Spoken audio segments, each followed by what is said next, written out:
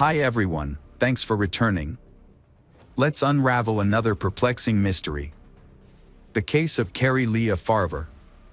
Carrie Leah Farver was born on November 30th, 1974 in Macedonia, Nebraska, USA. After going through many relationships, she raised her son Maxwell alone.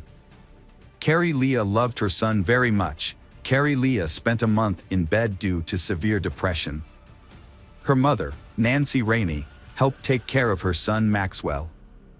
The complicated relationship with Maxwell's father along with the difficult living conditions caused Carrie Leah, a young woman of 20 years old, to fall into an unstable psychological state.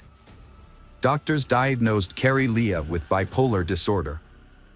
People with bipolar disorder often have two opposite psychological states.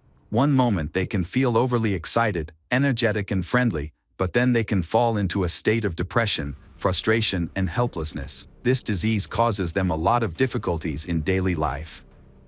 However, in the early 2000s, Carrie Leah's doctor found an effective treatment that allowed Carrie Leah to live a normal life. In the fall of 2012, Carrie Leah received a lucrative job offer in nearby Omaha, an opportunity she couldn't refuse. Carrie Leah accepted the offer. However, her son, Maxwell, was in middle school and didn't want to change his familiar surroundings, so Maxwell decided to stay with his grandmother in Macedonia. One day in November 2012, Carrie Leah met Dave Kropa at the auto repair shop where he worked. When Dave looked at Carrie Leah's Ford Explorer, he realized that he really liked this woman. Carrie Leah was showing Dave something inside the car, and they stood close to each other, and there was a little tension. Not long after, Dave and Carrie Leah went on a date. Carrie Leah went to Dave's house. A while later, a woman named Liz called Dave a lot and texted him. Then Liz went to Dave's house to pick up something he had left for her. Dave explained to Carrie Leah that Liz Gollier was the first person Dave met online in 2012. Liz, born in 1975 in Michigan, initially told Dave that she was not looking for a serious relationship because she was a mother and needed to spend most of her time with her children. In Dave and Liz's relationship, they had few topics to talk about, and their relationship was mainly physical. After a while, Liz began to worry about what Dave was doing when she was not around, as well as who he was seeing. Dave often reminded her that they were in an open relationship and that she should not worry.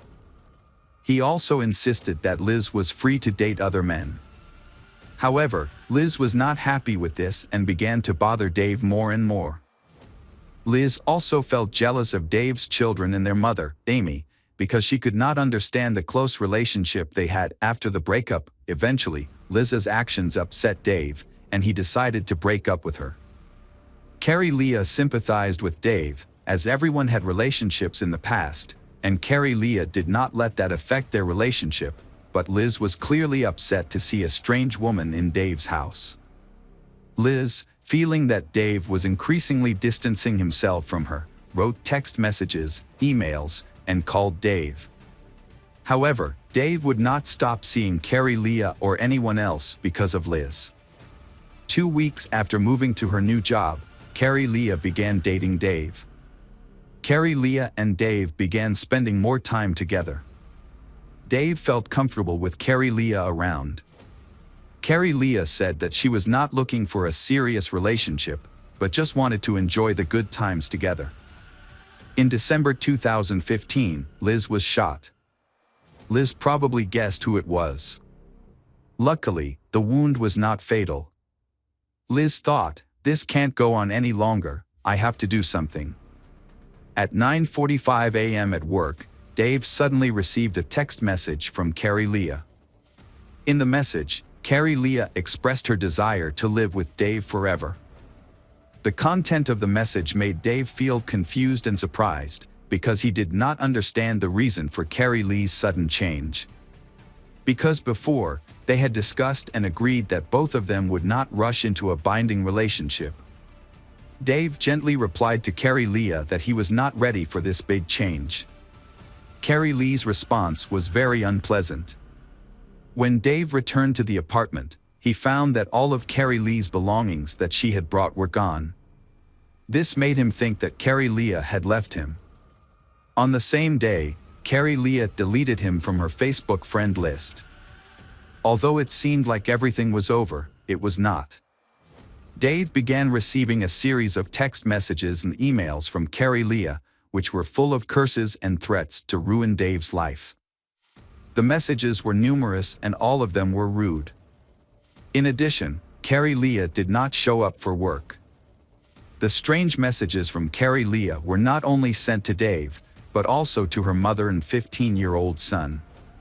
In May 2013, Carrie Leah posted a lengthy post on her personal Facebook page, in which she wrote, she had answered enough questions to prove to everyone that she had had enough.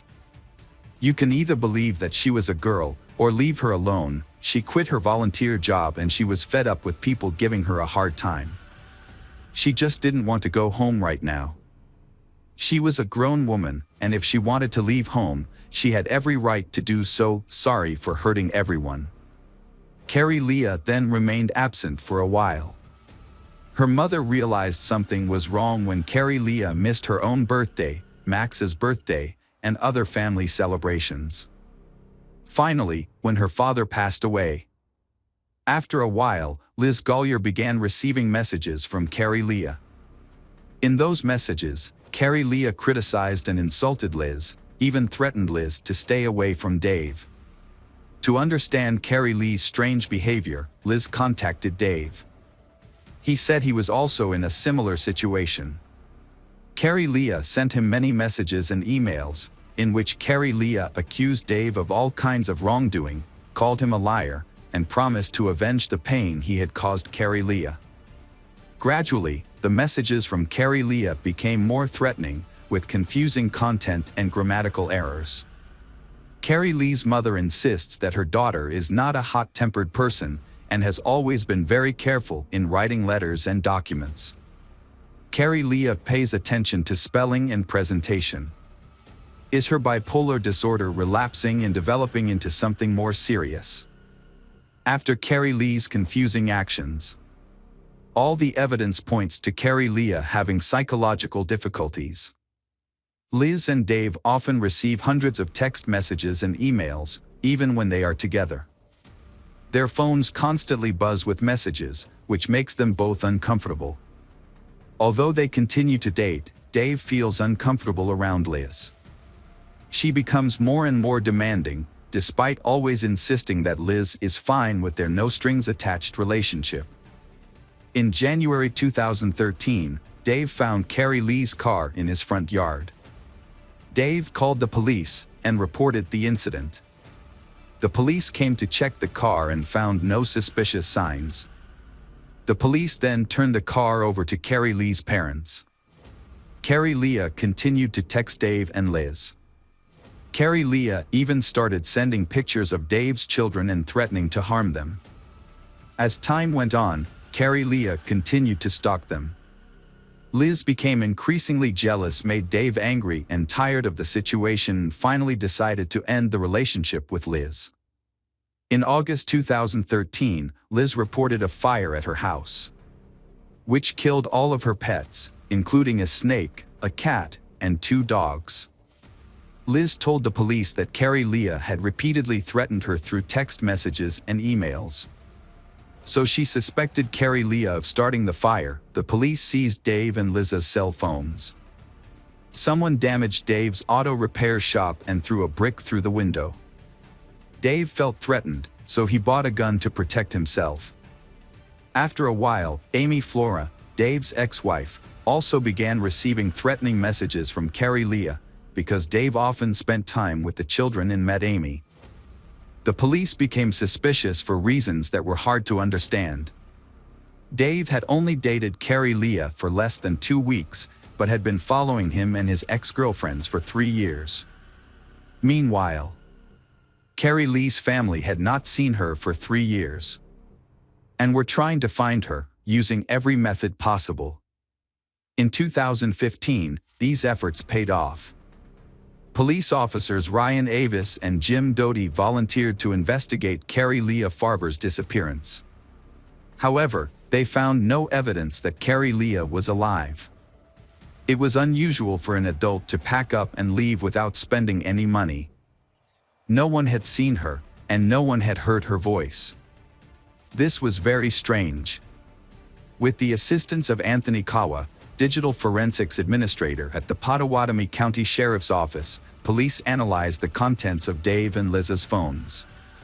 In 2013, Anthony reported that Carrie Leah Farver had sent more than 50,000 text messages and 15,000 emails to Dave over the course of 3 years.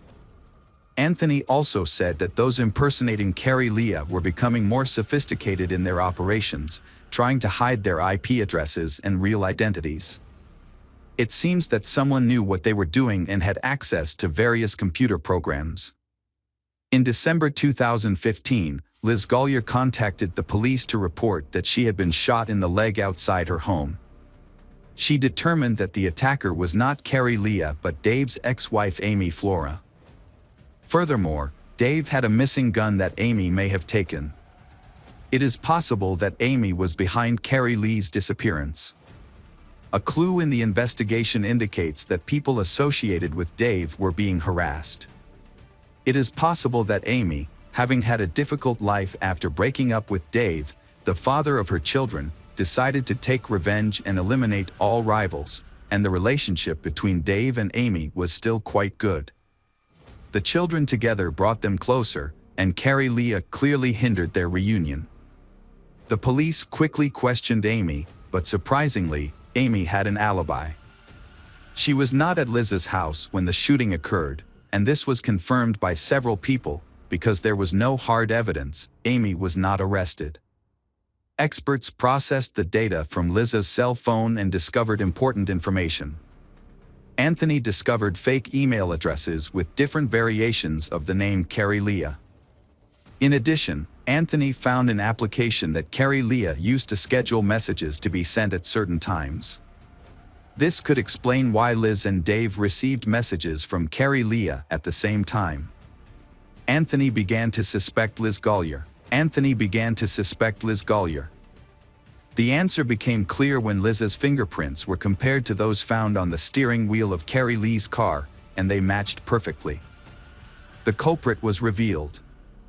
The killer has been here for years without anyone knowing. The case needs to be solved as soon as possible. The police want to catch Liz red-handed, so they plan to frame Liz. The police decide to make up a story about believing Liz, with Amy still being the main suspect. Liz takes the bait. Liz is extremely happy because she can finally get rid of another rival who is hindering Liz's happiness with Dave. Soon after, Liz gives the police an email that she says is from Amy. In the email, Amy admits to kidnapping Carrie Leah and includes many details about the incident. The confession in the email states that Carrie Leah was stabbed in the stomach or chest before being dumped. In addition, the email contains information about Carrie Leah's car and home address that no one else knows. The police say that Liz has provided information that only the real culprit would know. The email messages clearly indicated that the crime had taken place in a car, so the police decided to re-examine Carrie Leah's car. After the police removed the upholstery and fabric, they discovered blood stains belonging to Carrie Leah, who had gone missing. Liz had created fake messages on Carrie Leah's behalf without raising suspicion. According to the investigation, Liz Gollier dated both Dave and a man named Garrett. Garrett lived at the IP address identified as the source of the messages under Carrie Leah's name. When talking to Garrett, the police discovered that he had been in a long-term relationship with Shaunana Gollier, known to many as Liz. Garrett had invited Liz to live with his children after a fire. However, their relationship became complicated and strained when they lived together, with Garrett having to care for Liz's children while she was away. Garrett was surprised to hear from police that Liz had spent 40 to 50 hours a week impersonating the missing woman Carrie Leah. Liz's room was a mess, but no significant evidence was found. However, police did find several cell phones and electronic devices in the last room she stayed in. In late December 2016, Shawnana Gollier, known as Liz, was charged with first-degree murder.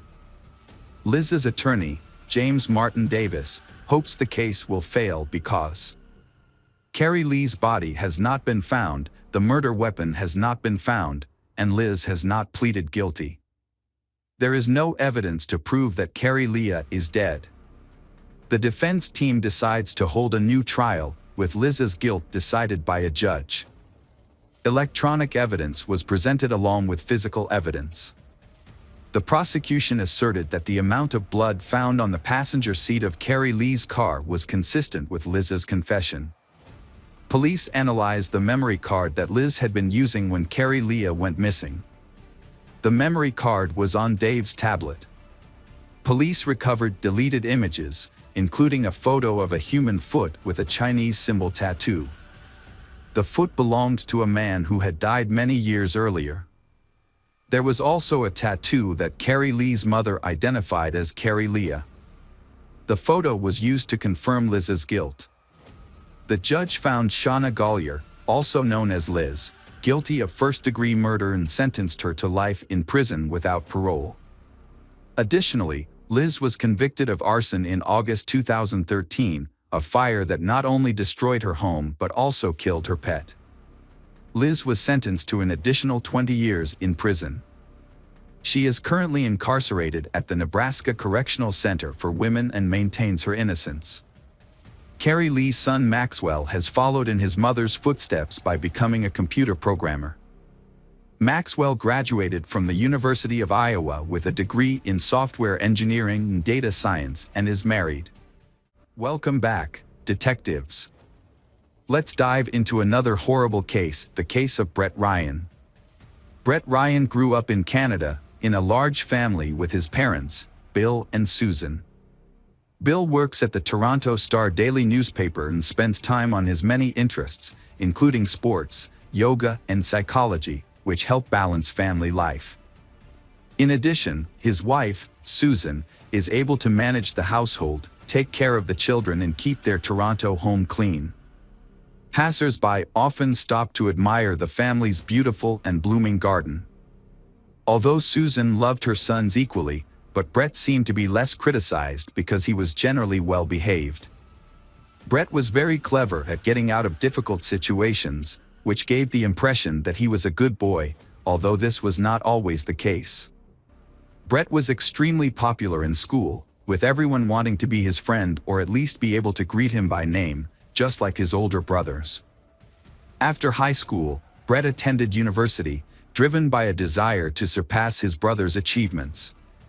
To earn extra money, he placed an ad in the local newspaper, offering to paint houses and fences for Toronto residents. At first, his business was quite successful and Brett felt proud, especially with his first income. His mother, Susan, was thrilled and often cited him as a role model for others. However, things took a turn when Brett dropped out of college to focus full-time on his paint business. Without a degree, he had to work full-time as a paint salesman, which deprived him of formal education and exposed him to paint fumes on a regular basis.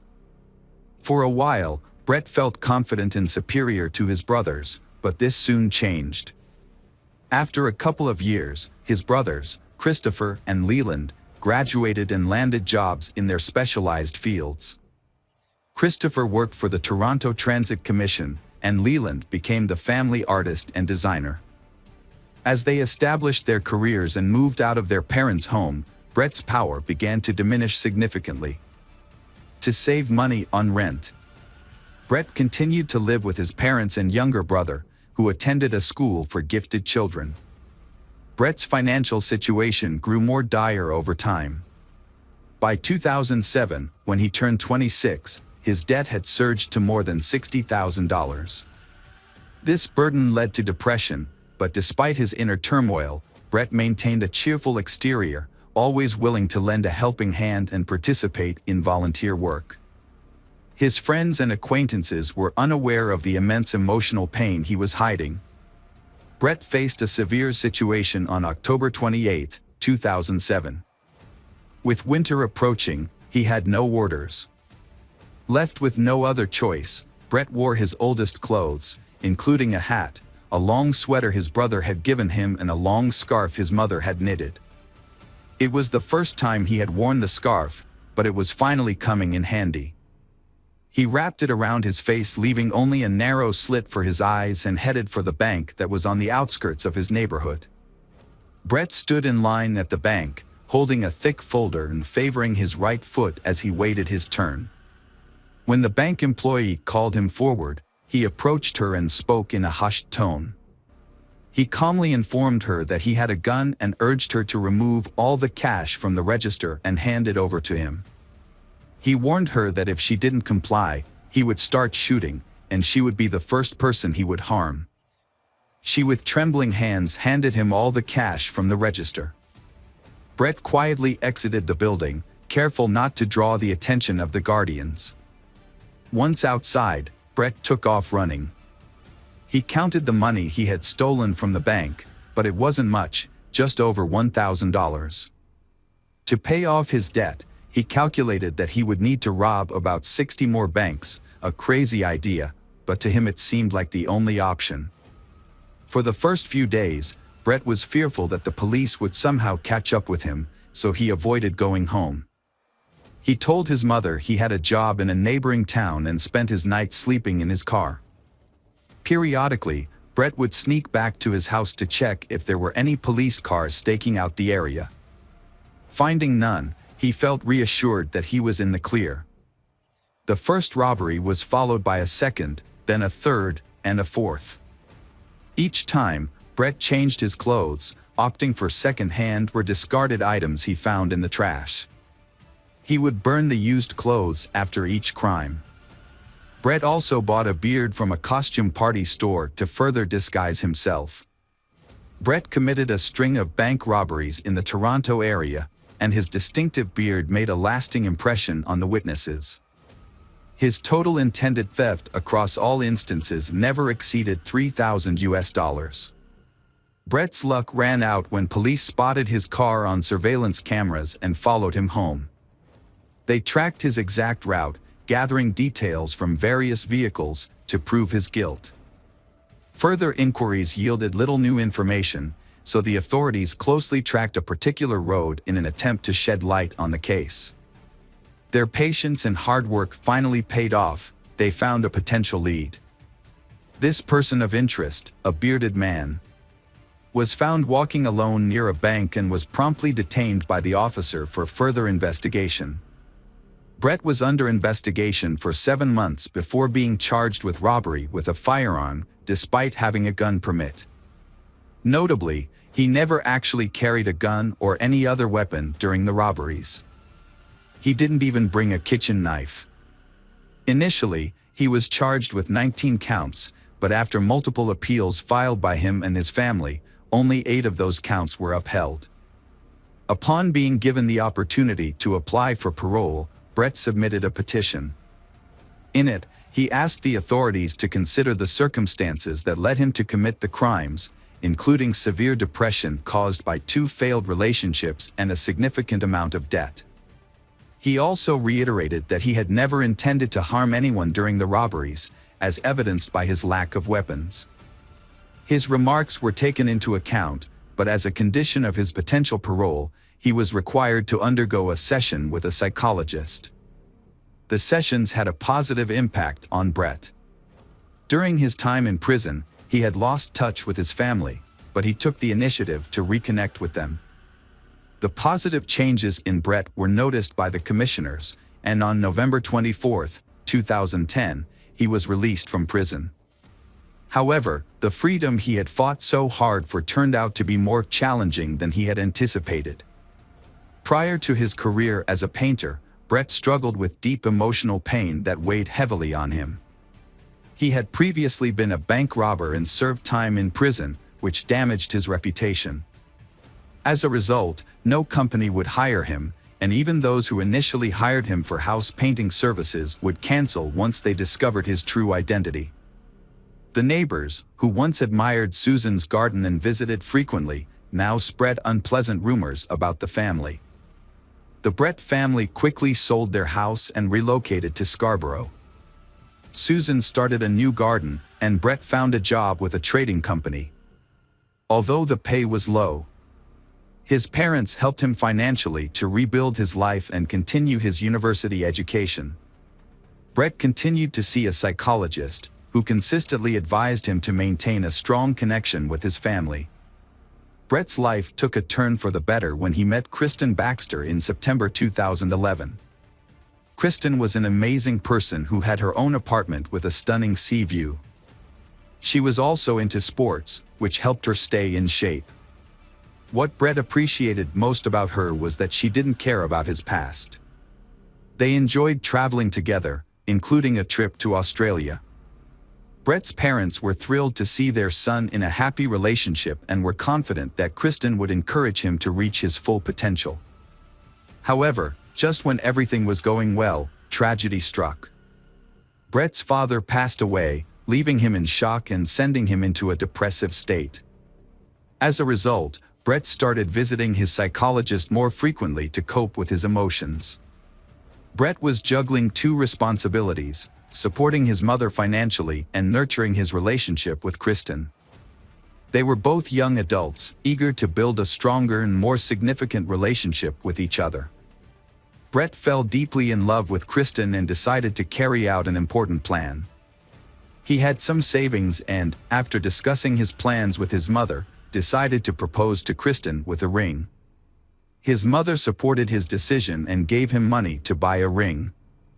Although Kristen didn't need an expensive gift, Brett chose a gold ring with a large diamond to make the proposal special. Kristen happily accepted his proposal. As they began planning their wedding, Brett agreed with Kristen's decisions, but he was worried about the high costs and how they would affect his job. Brett found a job opening at a large technology company on the internet and applied for it. He updated his resume and submitted it, and was even invited for an interview, which he successfully passed. As a result, he was offered the job and was thrilled. He eagerly shared the news with his fiancée and mother, and asked them for money to buy an expensive suit for work. His mother agreed to help him, and he purchased the suit. However, just as Brett was about to start his new job, the company called him to inform him that they had to withdraw their offer. The security department had discovered his past criminal record, and the company could no longer hire him. This news was devastating for Brett, and his mood plummeted. He felt like giving up on his job search and education, wondering why he was wasting his time applying for jobs that he would never get due to his past mistakes. He decided that it would be better to use the money his mother and brothers had given him for something else. Brett had dropped out of university, but he didn't tell his family or his counselor. To maintain the illusion of success, Brett would wear a suit and tie, then change into casual clothes on the way to his job as a house painter. He would tell his relatives that he worked in an office. To further deceive his loved ones, Brett would post fake photos on social media, pretending to be at work or attending business events. He would also fake phone calls, making it seem like he was busy with work-related issues. Brett's family had no idea that he was hiding the truth about his life. As Brett's wedding to Kristen approached in September 2016, his deception reached new heights. He rented an expensive restaurant for the reception, which cost $100 per guest. His family was thrilled, believing that Brett had finally turned his life around with a prestigious job and a beautiful fiancée. However, Brett's deceptions became so overwhelming that he could no longer control his lies. Brett's wedding was just a month away, and he was struggling to cover the costs. He had been borrowing money from his mother, but when she could no longer help him, he pressured her to find a higher-paying job. Meanwhile, he was planning a bachelor party and had invited all his friends and brothers. Brett had a secret. He had been lying to his family for a year about working as an engineer for a technology company. When he finally confessed to his counselor, the counselor advised him to come clean to his mother. After much procrastination, Brett told his mother the truth, which devastated her. She bragged to everyone about her son's success. Brett's mother demanded that he tell his fiancée, Kristen, the truth, threatening to do so herself if he didn't. She also warned him that his brothers were aware of the situation and were on her side. However, Brett couldn't bring himself to confess to Kristen, despite knowing that the wedding was unlikely to happen due to his deception. With less than a month to go before the wedding, Brett remained silent, knowing that Kristen deserved to know the truth before it was too late. Brett was anxious about his mother revealing a potentially scandalous secret to his fiancée, Kristen. Every time her phone rang, he would tense up, holding his breath until he realized it wasn't his mother on the line, but rather one of Kristen's friends inquiring about her wedding plans. Eventually, Brett came up with a plan to silence his mother for good. As a convicted felon, Brett was prohibited from owning firearms. He decided to use a crossbow, a silent and deadly weapon, to carry out his plan. Interestingly, his late father had taught him how to shoot a crossbow at targets in their garden, a hobby that Brett had excelled at. Brett purchased the crossbow and arrows at a local sporting goods store and hid them in his garage, disguising them among construction debris. He also created a fake alibi by rigging his computer to automatically post pre-written comments on YouTube. He achieved this by attaching a spoon to a fan, which was connected to his computer. The fan was set to a timer, making it seem like Brett was actively using his computer at the time of the crime. Brett made everyone believe that he spent the whole day at home, watching videos and commenting on them. However, on the morning of August 25th, he had other plans. He put on disguising clothes that concealed his face, sneaked out of the house through the back door to avoid the security cameras, and took a train to his parents' house. He wants to eliminate anyone who might stand in the way of the peaceful life he and Kristen are building. When Brett arrived at his parents' house, his mother, Susan, was taken aback by his unexpected visit. She wasn't feeling well that day, but Brett persisted in persuading her not to reveal his plans to his future wife. Despite her poor health, Susan firmly refused to comply with Brett's demands. As he continued to pressure her, Brett's anger escalated, and Susan sensed that something was terribly wrong. She noticed the crazed look in her son's eyes and warned him that she had already called for help and that Christopher was on his way. Brett's anger reached a boiling point. He rushed to the garage, grabbed a crossbow, but his rage and adrenaline surge made him unable to aim properly. Instead, he used the crossbow's butt to bludgeon his mother. To ensure she was dead, he tightened a rope around her neck. After covering her body with plastic bags, Brett loaded the crossbow with arrows, ready to face whoever was coming next. Brett's brother Christopher was lured into a trap by the suspect. As he entered the garage or the yard, Brett, who was hiding in the bushes, ambushed and shot Christopher in the neck. Christopher died shortly after the attack. Alexander, the youngest brother, was the next target. The suspect had also managed to lure him, but Alexander's outcome was different. Shot in the neck with an arrow, Alexander was critically injured but didn't die instantly. He screamed and cried for help as the attack took place. Throughout this violence, Leland remained asleep on the second floor, oblivious to the crime happening nearby and to the identity of the perpetrator, who was also a family member. It was Alexander's screams that startled Leland out of sleep, ran downstairs, and stumbled upon the horrific scene of his brother Brett trying to strangle Alexander. A fight broke out between Leland and Brett, and Leland ended up in control, forcing Brett to back down. Leland immediately fled to a neighbor's house and called the police. With no means of escape, Brett remained in the house, realizing too late that his actions had disastrous consequences. In a desperate attempt to make amends, he composed a text message to Kristen, pleading for her forgiveness. Upon arriving at the scene, police officers found Brett, covered in blood, sitting beside his critically injured brother Alexander, who would later succumb to his injuries in the hospital. Brett voluntarily surrendered to the authorities, requesting to be handcuffed and taken into custody. During his confession, he revealed the location of his mother's body, hidden beneath packages in the garage, and acknowledged that she was beyond help.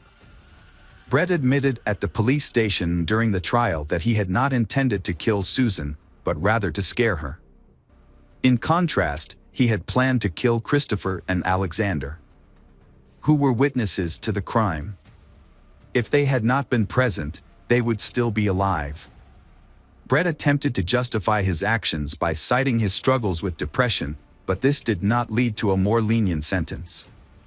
Despite Brett's cooperation with the investigation and his voluntary confession, the judge imposed 3 life sentences, 1 for each murder. Brett will be eligible for parole in 2041. Leland, the sole survivor of the incident, has refused to speak to reporters, but he is well known in Toronto as the one who narrowly escaped the carnage. Hello friends, welcome to our channel. Today we're going to take a look at another horrible case with you. The case of Channon Christian. Hugh Christopher Newson Jr., commonly known as Chris, was born on September 21, 1983, in Knoxville, Tennessee, to Mary and Hugh Newson, who raised him in a loving and large family. As the youngest child, he was deeply adored by his family members. During his youth, Chris showcased exceptional athletic abilities, particularly excelling in baseball throughout his school years. His coach firmly believed that he had a promising future in the sport, but a severe injury and the subsequent prolonged recovery process, unfortunately, ended his athletic career. Despite this setback, Chris possessed a multitude of talents. He was an unskilled artist, a proficient guitar player, had impressive woodworking skills, and possessed in-depth knowledge about cars and motorcycles, having dreamed of becoming a mechanic during his youth. Following high school, Chris's passion for carpentry took center stage, leading him to attend the prestigious University of Tennessee, where he proved to be a diligent student, consistently ranking among the top of his class.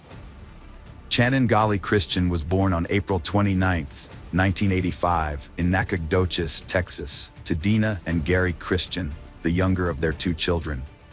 She grew up with her older brother Chase, with whom she had a close and loving relationship.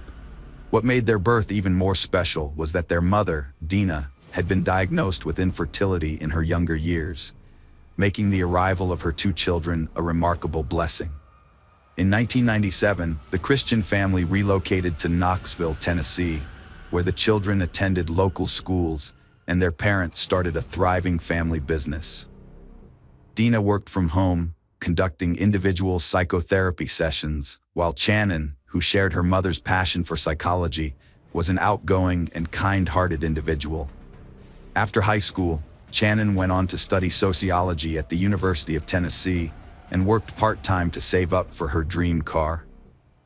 On her 21st birthday, her parents and brother helped make her dream a reality by contributing towards the purchase of a silver Toyota 4Runner.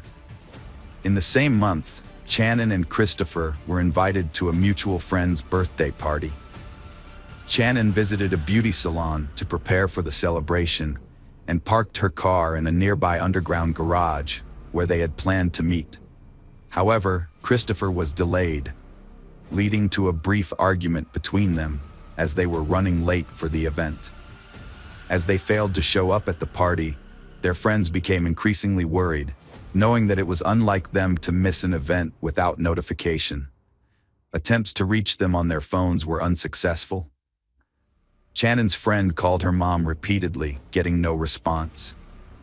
The next morning, Dina noticed Channon hadn't come home. At first, she thought Channon might have stayed at Chris's after the party or gone to work from there. But when she saw missed calls from an unknown number, her concern grew. The caller said Channon and Chris never showed up to the party and weren't answering their phones.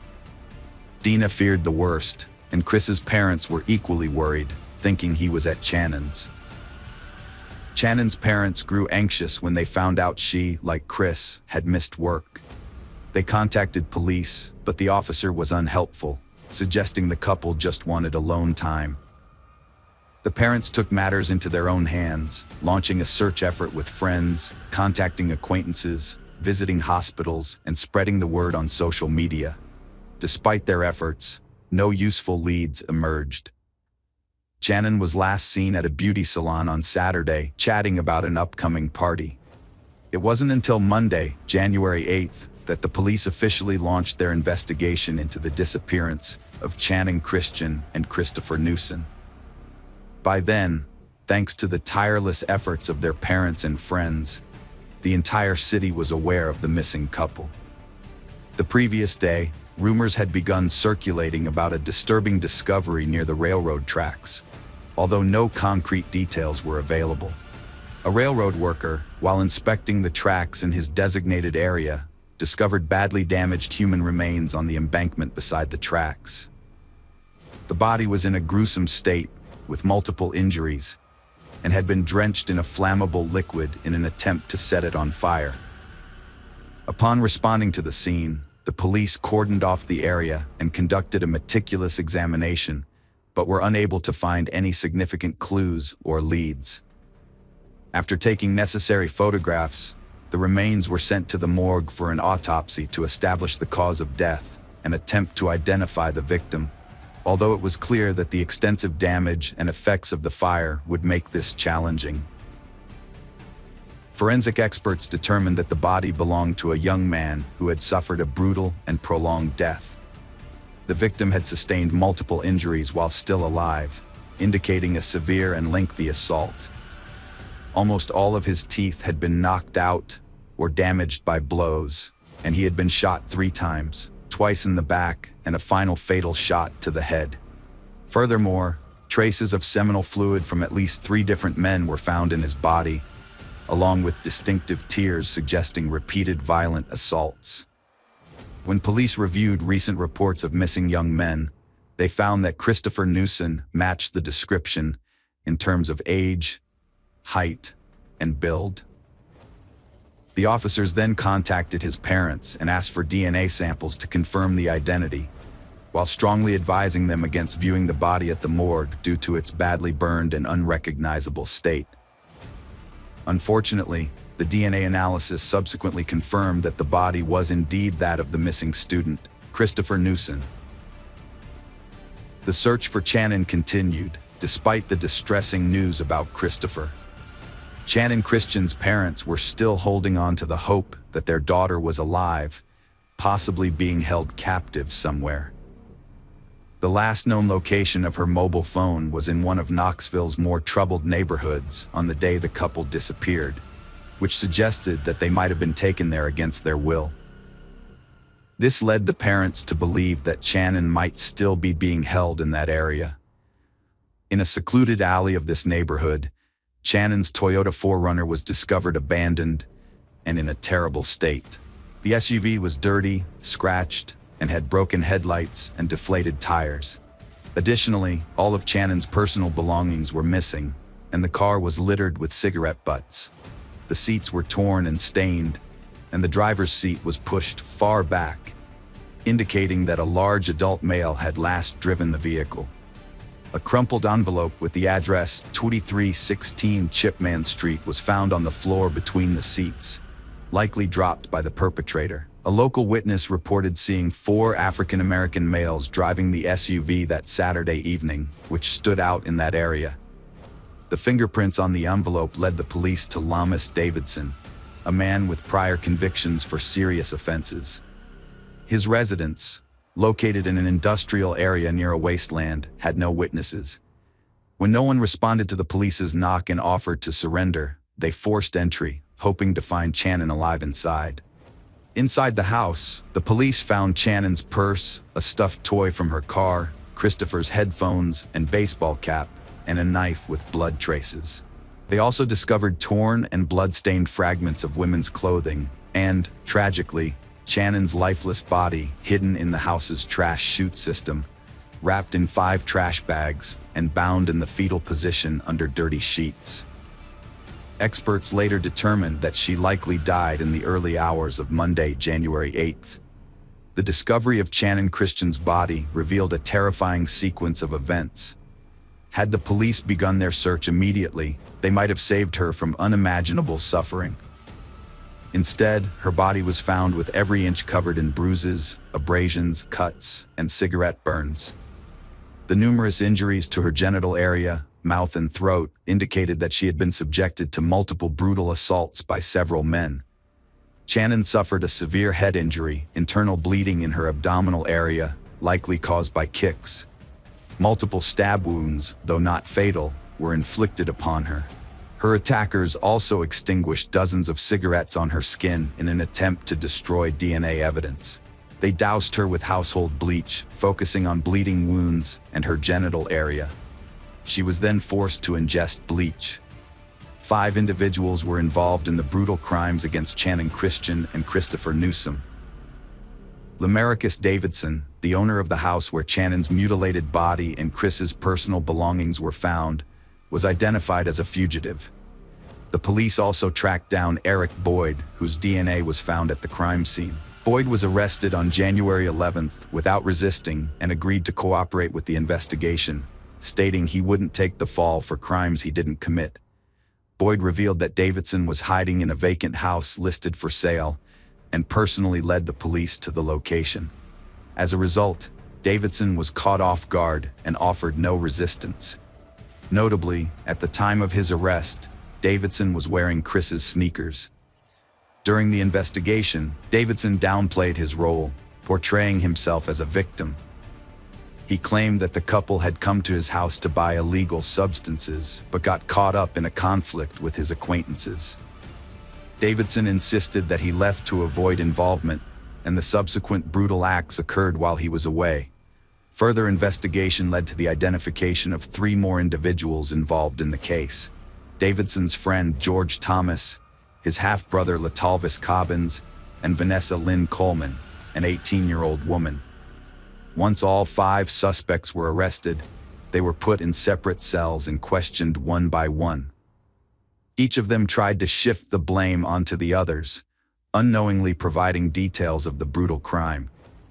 The pieces of their stories helped to reconstruct the sequence of events and the role each played in the brutal act.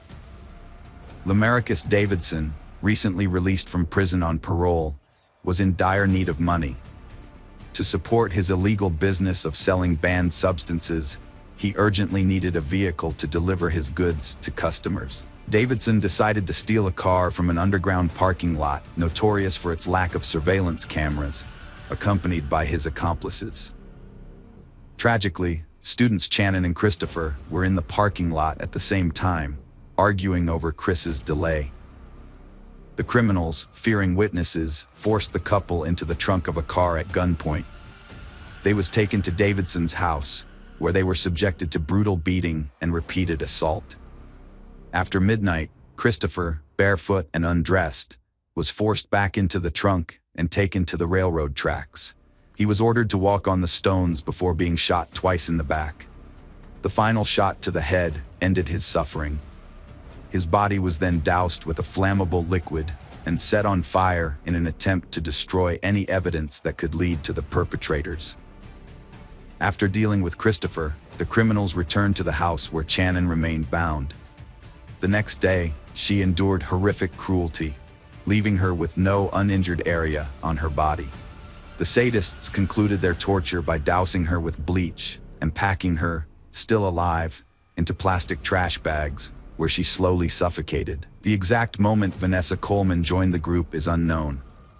In her interrogations, Coleman claimed she was a hostage who participated in the torture out of fear for her life. However, Boyd said Coleman was Davidson's girlfriend and willingly took part in the events, even taking Channon's jewelry and mobile phone. Moreover, a diary found at Coleman's home described the horrors at her boyfriend's house, which she called an exciting adventure. During the trials, it was established that Lamarcus Davidson, born in 1981, led the criminal group and instigated the brutal acts against the victims. Although Davidson tried to shift the blame, claiming the couple had come to buy drugs and engaged in consensual rough sex that got out of control, the evidence proved otherwise. Davidson was found guilty on 40 counts, including assault, kidnapping, robbery, and cruel and premeditated murder. The jury unanimously sentenced him to death for his heinous crimes. Latalvis Cobbins, born 1982, was initially faced with the death penalty for his role in the brutal torture, assaults, and murder. However, he was ultimately handed a life imprisonment sentence without parole. George Thomas, born 1983, received a similar life sentence for his involvement in the same heinous crimes, with no possibility of release. Eric Boyd, who cooperated with the investigation and aided in the capture of Davidson, received an 18-year prison sentence. The investigation discovered Vanessa Coleman's, born 1988, involvement in the torture, assaults, and tragic murder of Channon. She was subsequently sentenced to 53 years imprisonment. In 2011, while the convicted felons served their sentences and Davidson awaited execution, the case took an unexpected turn. The presiding judge resigned, citing substance dependency issues, which called into question his ability to conduct the trial fairly. As a result, all verdicts from the previous 2 years were annulled, and new hearings were scheduled for the 5 individuals responsible for the tragic murder of the students. After retrials, Davidson's death sentence was upheld. Cobbins and Thomas both remained incarcerated, each serving a life sentence without parole. However, Thomas's sentence was later modified to include the possibility of parole after 51 years. Vanessa Coleman's original 53-year sentence was reduced to 35 years. Although her 2014 appeal was rejected and parole was denied in 2017, she will remain incarcerated until at least April 2032, as determined by the parole board in 2020. Eric Boyd's circumstances drastically changed. Initially, he got a short sentence for cooperating, but was later retried and received life without parole for his role in the assaults and deaths of 2 victims. His accomplice Thomas testified against him, revealing new details, and got a 15% sentence reduction. Boyd's appeals failed, and he's now serving life at Bledsoe County Correctional Complex. Davidson awaits execution in Riverbend Max Security. The trial sparked media frenzy, leading to 2 new laws. One protects victims from defamation by the accused, who try to shift blame. The other eliminates the need for a judge's signature on a unanimous verdict, preventing retrials and sentence reviews. The house where Channon Christian and Christopher Newsom were brutally tortured was demolished in 2008. A memorial was built on the site in their memory. A charity foundation and golf tournament were established in Christian's name to support violence victims. A foundation in Newsom's name hosts annual baseball tournaments and awards a scholarship in his memory. Initial media reports of the case were inaccurate, sparking public outcry. Some believed racial bias played a role, given the victims were white and perpetrators African American. However, experts and the police chief found no evidence to support this claim, nor that the case would have received more attention if the races were reversed. Friends, welcome to our channel. Today we're going to take a look at another horrible case with you, the case of Kendra Hatcher. Kendra Hatcher was born on February 3, 1980, in Springfield, Sangamon County, Illinois, to Reagan Hatcher and Bonnie Gibson Jameson Colley. Her parents divorced, and her mother later married Bruce Jimon. She had 3 sisters, Jamie Coleman Ashel Lepum, Melissa Jameson, and a brother, Neil Hatcher. Kendra grew up in Pleasant Plains, where she studied dentistry. After getting divorced in 2010, she moved to Dallas and started working at Smile Zone, a dental studio. As a devout Christian, Kendra wanted to use her dental skills to help others, providing free services to disadvantaged children at the clinic. In her spare time, Kendra was involved in various activities, including teaching Bible studies and participating in volunteer programs. These programs involved building churches abroad and providing free dental services to children in Ecuador. After moving to Dallas, Kendra's professional career took off rapidly. Her personal life also began to blossom when she met Dr. Ricardo Palacios through a dating app on May 24, 2015. Kendra and Ricardo shared similar values, interests, and life goals. Ricardo was completing his dermatology residency at the University of Texas Southwestern Medical Center. Despite having only been together for a few months, they were already discussing their upcoming marriage. A tragic incident in a parking lot took the life of Kendra, cutting short all their future plans. Upon arriving at the crime scene, investigators examined the evidence and initially suspected robbery as the motive, given that Kendra's purse and some valuables were missing. They found bullet fragments and a gun magazine near her body. However, the circumstances of the shooting and the bullet wounds suggested that robbery was not the primary motive. One bullet struck Kendra in the back, while the other hit her in the head. The entry wound was at the top of her head, and the bullet exited through her chin, indicating that she had her hands up and behind her head when she was shot. The murder theory was later confirmed when investigators obtained CCTV footage and reconstructed the events. The footage showed a black Jeep Grand Cherokee entering the parking lot at 7:15 p.m. 30 minutes later, Kendra returned home and parked in the same garage. Shortly after, a man approached her, shot her, and then ran to the side before jumping into the Jeep and driving off. Although the video quality was poor and the crime scene was not clearly visible, the authorities were unable to identify the assailant. However, they put the vehicle on a wanted list and appealed to the public for assistance. A man named Ortiz contacted the police after recognizing his car and footage related to the shooting. Ortiz claimed that, although the car belonged to him, he was not involved in the shooting and was not driving it at the time. He explained that, on the morning of September 2nd, he had lent his Jeep to two of his girlfriends, Brenda Delgado and Crystal Cortez, who asked to borrow it until the evening. Later that evening, Brenda called Ortiz to meet her at a restaurant where they were at the time of the crime. Meanwhile, Crystal Cortez drove the Jeep back to Ortiz's house. When Ortiz saw his Jeep on the TV news, he confronted Brenda, who initially denied that it was his Jeep, then admitted that Crystal had used it without his knowledge. Brenda tried to persuade Ortiz not to report the incident, offering to pay to have the Jeep repainted. At first, Ortiz was hesitant to get involved with the police, fearing it might jeopardize his pending U.S. citizenship. However, he eventually decided to cooperate and provided the police with the names of Brenda and Crystal. The police then tracked the movements of the Jeep on the day of the crime and located the two women. Brenda Delgado was the first to be questioned, but she claimed to have no knowledge of Kendra Hatcher and provided an alibi, stating she was at a restaurant with Ortiz at the time of the crime and produced receipts as proof.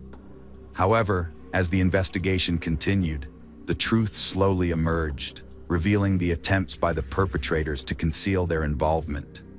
Brenda Delgado came from a modest family. Her parents, Luis and Maria, immigrated to Dallas from Mexico, where her father worked in a factory.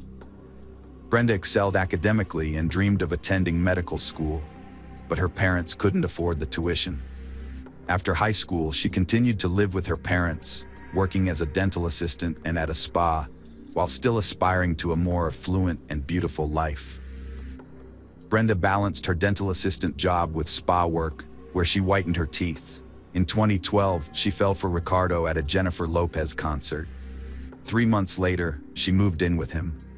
Ricardo was smitten, meeting her parents, and Brenda gushed about her love in a Facebook birthday post. Brenda discovered she was pregnant, but Ricardo convinced her to have an abortion, leaving her devastated. After recovering from the ordeal, Brenda focused on her career and her beloved Ricky. She enrolled in Stanford that fall. Although it seemed like Brenda had moved on from the breakup, she was still hurting. Her obsession with Ricardo intensified, and when Ricky posted a photo with his new girlfriend, Kendra, a model-like beauty, Brenda was consumed by dark thoughts. Those close to her claimed she fantasized about harming Kendra. Investigators suspected Brenda had a strong motive to harm her rival. Ricardo confirmed that Brenda Delgado was his ex-girlfriend, and they had an on-again, off-again relationship from 2012 to 2015. They broke up a few months before Ricky met Kendra. Despite this, Ricardo believed he and Brenda remained friends and didn't think there was any bad blood between Brenda and Kendra. The reconstructed events revealed a disturbing picture of how manipulative and ruthless an abused woman can be. Brenda Delgado concocted a sinister plan to win back her former lover, Ricardo, and eliminate Kendra Hatcher, the woman he had moved on to. Initially, Brenda posed as Ricardo's supportive friend, pretending to take an interest in his relationship with Kendra. Unbeknownst to Ricardo, she gathered information about their future plans, which he naively believed was genuine concern. After Kendra's death, Ricardo confided in Brenda via text message, pouring out his grief. Brenda feigned sympathy, offering to help him in any way possible. Unaware of her true intentions, Ricardo trusted her completely. What he didn't know was that Brenda had been secretly manipulating him for months. She had been snooping on his mail, learning about his plans with Kendra, including their travel arrangements. This discovery fueled her anger, and she became fixated on eliminating Kendra, whom she believed had usurped her place in Ricardo's life. Brenda took control of Ricardo's phone account and used it to stalk him, keeping close tabs on his activities and those of his girlfriend Kendra. This obsession soon became her sole purpose in life. Brenda's fixation on stalking eventually led her to quit her job and dedicate all her time to achieving her twisted goals. Over time, she devised a cruel and terrifying plan to murder Kendra and take her place beside Ricardo. To put her plan into action, Brenda approached several acquaintances with an offer to harm Kendra in exchange for money. She eventually found a 21-year-old single mother, Crystal Cortez, who was struggling financially and willing to assist her. Crystal recruited a perpetrator, Christopher Love, who agreed to commit the crime. Brenda paid Crystal $500 and provided her with illegal substances, which Crystal then passed on to Christopher. Several women were tasked with following Kendra to learn her daily routines and identify the best location and time to carry out the crime. On September 2, 2015, they borrowed Jose's car. Crystal and Christopher lay in wait for Kendra in the parking lot, but lost their nerve and didn't follow her home from work due to fear of getting stuck in traffic. Later that evening, they finally carried out their sinister plan and were rewarded for their efforts. A few days after the crime, Crystal Cortez and Christopher Love were arrested. They both denied any involvement in the crime and claimed they were not at the scene. However, when the police found the murder weapon in the car, Love's story fell apart. Meanwhile, Crystal's alibi was inconsistent and confusing. At first, she claimed she was driving in the parking lot because an armed carjacker had taken over her SUV and forced her there. She even falsely stated that her young son was with her, but surveillance cameras showed no evidence of a child. As the investigation continued and more evidence emerged, Crystal changed her story again, this time offering to cooperate with the police in exchange for a reduced sentence. She implicated Brenda, claiming that she was the mastermind behind the crime and that they had been planning it for 2 weeks. According to Crystal, Brenda's obsession with winning back her ex-boyfriend, Ricardo, drove her to despise Kendra, whom she believed had taken her place. Brenda had pretended to be happy for Ricardo, but her life was actually unraveling. According to Crystal, Brenda decided to get rid of Kendra Hatcher at this point. In Crystal's testimony, she detailed how Brenda devised a plan to kill Kendra, enlisting her support. Brenda and Crystal started formulating a plan to kill Kendra, meeting several times and developing multiple plans. Initially, they planned to inject Kendra with illegal substances or sedatives and then dispose of her body. However, to avoid suspicion, Brenda needed a reliable enforcer and began looking for one. They drove around rough neighborhoods, asking people if they could help, which led them to Christopher Love, who agreed to help and participated in deciding the method of the crime. The three of them decided that shooting Kendra would be the quickest way to kill her. Crystal cooperated with authorities, revealing September 2nd wasn't a random choice. Brenda knew Kendra and Ricardo were going to Mexico, so they decided to kill Kendra before their trip. They wanted it to look like a botched robbery. Brenda and Crystal tracked Kendra's movements for days, noting her activities minute by minute. They traced her route home and entered the apartment complex's parking garage on September 1st, 2015, to set up the crime. Brenda and Crystal made a final check on the day of the crime. They picked up the Jeep and Christopher, dropping Brenda at the library to establish an alibi. Crystal and Christopher waited near Kendra's apartment, then followed her, losing her in traffic. They waited at her house, and when she arrived, Christopher shot her. Crystal claimed she didn't see it but heard the shot. She drove Christopher home, picked up her son, and returned the Jeep to Jose. Brenda's plan had finally come to fruition. She had eliminated her rival, and all she had to do was wait for a message from her beloved Ricardo. Brenda was thrilled to have committed the perfect crime. However, Crystal's subsequent confession and testimony against Brenda left no doubt about her guilt, and a warrant for her arrest was promptly issued. When the police arrived with the warrant, Brenda was no longer at home, having fled to Mexico using her dual citizenship. Brenda's involvement in a contract killing came to light after she fled, and on April 6, 2016, she was placed on the FBI's wanted list. With a $100,000 reward offered for information about her, she became the 9th woman to ever be listed among the most wanted fugitives, and the only woman on the list at the time. However, her freedom was short-lived, as she was apprehended just 2 days later in Torreon, Coahuila, by Mexican authorities, who extradited her to the United States on October 6, but only on the condition that she would not face the death penalty. Brenda was charged with capital murder in the U.S. At her 2017 Texas trial, relatives of Kendra and Ricardo spoke out. Witnesses testified, confirming Brenda's intentions and obsession with her ex. Her cousin Moses revealed Brenda's depression and her attempt to hire him to hurt Kendra. Brenda was obsessed with Ricardo, said friend Jennifer Escobar. Brenda read Ricardo's emails, tracked his movements, and had his house key and bank access. She asked Jennifer to kill or disable Kendra Hatcher, offering $2,000, a car, and drugs. Jennifer refused after consulting her parents. In court, multiple people who knew Brenda testified about her obsession, and it was established that Brenda had a motive to want Kendra dead. She viewed Kendra as an obstacle to getting what she wanted, specifically reuniting with Ricky. In the months leading up to Kendra's death, Brenda's obsession grew increasingly intense, as corroborated by evidence presented in court.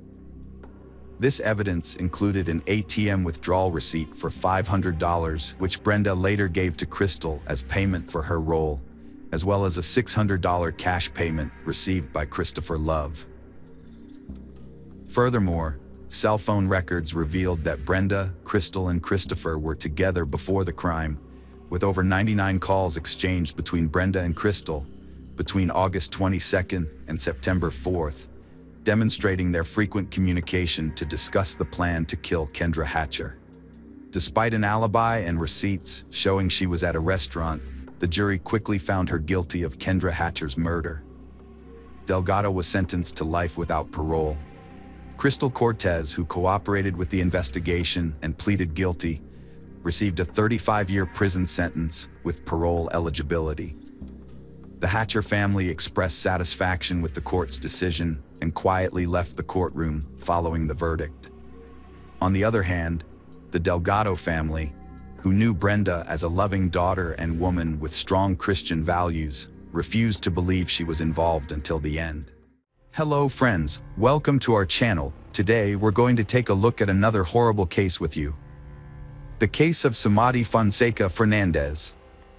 Samadi was born in Costa Rica in February 1975. Her family and early life are not well documented. She spent her childhood in an area called Cuba, where she lived with her mother, Sonia Fonseca. Samadi attended a local school, where she demonstrated a challenging and conflicted personality from an early age. She had difficulty accepting rejection and often used force or deception to get what she wanted. People who knew her recall that Samadi's striking appearance and perfect figure made it easy for her to charm men, but she struggled to maintain relationships. Her beauty and charisma were matched by her greed and vanity, which led her to prioritize material wealth and self-interest above all else. This attitude often discouraged potential partners. Additionally, Samadhi became intensely jealous and aggressive after brief relationships. Samadhi's doll-like appearance led to her working as a Barbie lookalike at a large Universal bookstore for several years. This earned her a flattering nickname that stuck with her throughout her life. After high school, Samadhi had in love with a successful local TV journalist named Osvaldo Fernando Ballery, who was 16 years her senior. Samadhi had a long and serious relationship with Osvaldo, with whom she had 2 children, Christopher and Christina. However, due to constant scandals and jealousy, they separated in 2012.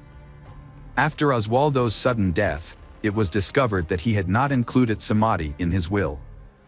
Samadhi took matters into her own hands and seized Osvaldo's house, changing the locks to prevent his relatives and heirs from entering. She also took some valuable items that belonged to Osvaldo. His family members were outraged and went to court to accuse Samadhi of theft. The police eventually forced Samadhi to leave the house, but she was not charged with a crime. Samadhi had other relationships, including one with Miguel Angel Perez, with whom she had a daughter named Maria. This relationship was reportedly official, but ended in divorce after a few years. Samadhi allegedly gave her youngest daughter her lover's surname without his knowledge or consent, contradicting claims that she was unmarried at the time. Interestingly, some of her lovers have mysteriously disappeared or died under unclear circumstances, yet this trend went unnoticed for a long time. For instance, one of Samadhi's lovers went missing shortly after deciding to end their relationship with the reportedly temperamental and aggressive woman.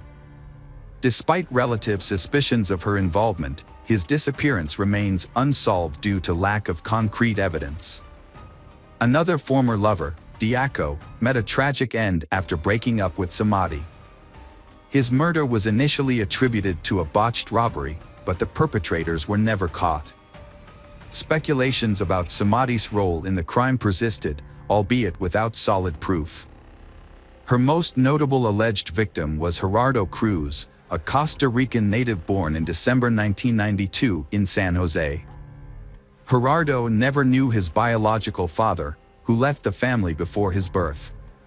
His mother, Ana Patricia, later married Hermes Rodriguez, who adopted and raised Gerardo as his own.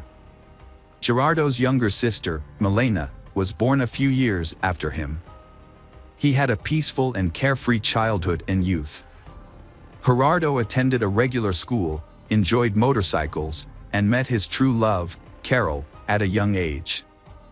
By 23, he, Carol, and their 4-year-old daughter Genesis moved into his aunt and uncle's house in San Sebastian, a suburb of the city. Gerardo took a job at a local bakery to support his family. They were happy, especially with the news of a second child on the way. In the summer of 2015, Gerardo met Samadhi, a 40-year-old woman who regularly visited the bakery. She was attractive, fashionably dressed, and flirtatious. As Samadhi aged, she began to have relationships with younger men, likely flattered by their attention. Despite their nearly 20-year age difference, Gerardo became infatuated with Samadhi and started secretly meeting with her. She visited the bakery almost daily, catching the attention of other employees. Samadhi often brought her 19-year-old daughter, Christina, to the bakery. Initially, Gerardo balanced his family life and secret meetings with Samadhi without either woman knowing about the other. However, Gerardo soon let his guard down, boasting to friends and colleagues about his relationship with Samadhi, describing her as a terrific mistress who spoiled him with gifts. Rumors about Gerardo's affair soon reached his mother, who attempted to persuade him to end the relationship. The affair was short-lived, ending in October 2015, when Samadhi discovered that his mistress, Gerardo, was married with a pregnant wife and a young daughter. Upon learning this, Samadhi became enraged. She began harassing Carol, Gerardo's wife, with threatening calls and messages, warning her that Gerardo would be harmed if he didn't return to her exclusively. Gerardo apologized to his wife and reconciled, keeping their family intact. He underestimated Samadi's malice, thinking she would move on and calm down after the breakup. However, Samadi's vindictiveness was more intense than Gerardo anticipated. Shortly after the breakup, Gerardo witnessed a disturbing incident. While walking downtown, Gerardo noticed an older man secretly filming under a young girl's mini-skirt with his phone. Outraged, Gerardo took out his phone to record the scene. He then approached she, told her what was happening, and advised her to report the incident to the police. Gerardo chased the man for about 2 minutes, trying to get a clear shot of his face on camera. During the chase, Gerardo asked loudly if the man was enjoying taking photos of his sister's underwear without their consent. The man eventually jumped into a taxi and escaped. That night, Gerardo posted the video on his social media page, and it quickly went viral. Internet users identified the man as Luis Solmano Delgado, a former Ministry of Finance employee. As a result, Gerardo became a national celebrity, giving daily interviews to newspapers and appearing on TV and radio shows. He condemned Delgado's actions and stated that he had no regrets about exposing him. However, Delgado's lawyers began working against Gerardo, accusing him of violating the law by distributing the video. They prepared a lawsuit against him, which left Gerardo surprised and confused. He couldn't understand why he was being judged for exposing his actions, rather than the man being held accountable for his behavior. Gerardo's last interview was on October 7th at a local radio station. Feeling confident and believing he had nothing to hide, he spoke openly. The following day, Gerardo had plans to meet his friend Oswald after work, but he suddenly canceled, citing an unexpected emergency. It was later revealed that he had received a message from Samadi, luring him to the park that evening under the pretext of another interview. Gerardo had no reason to suspect anything was amiss and trusted his former lover. After finishing work, he went to the agreed meeting point, but instead of journalists, 2 unknown men were waiting. They took his bag, assaulted him, stabbed him multiple times in the chest and stomach, and then fled. Before losing consciousness, Gerardo managed to call a friend and report the incident. The friend immediately alerted the police and medical services. Thanks to the swift response, Gerardo was rushed to the hospital, where doctors fought to save his life for 42 days. He underwent numerous operations, but unfortunately, they were unable to save him. Gerardo passed away on November 19th in the intensive care unit. Initially, multiple theories emerged about the crime. The first theory suggested it was a robbery murder. Gerardo was indeed attacked in a park at night, his bag was stolen, and he was stabbed with a knife, which made it appear to be a typical theft. However, just a few days before, Gerardo had released a sensational video that compromised a well-known former government official, leading to a second theory, that the murder was an act of revenge. The media openly speculated that the former government official may have hired hitmen to kill the young man who had damaged his reputation. The murder sparked intense debate in the press, with protesters demanding that the perpetrators be caught and brought to justice. The police explored various theories, searching for other potential enemies of Gerardo. For months, the investigation stalled. However, in May 2016, a breakthrough came when footage from a street surveillance camera was discovered. The video showed 2 men fleeing the scene where Gerardo was fatally attacked. These individuals immediately became the prime suspects, and the police worked to identify and apprehend them. The footage proved to be crucial evidence, and once it was made public, the case started to move forward.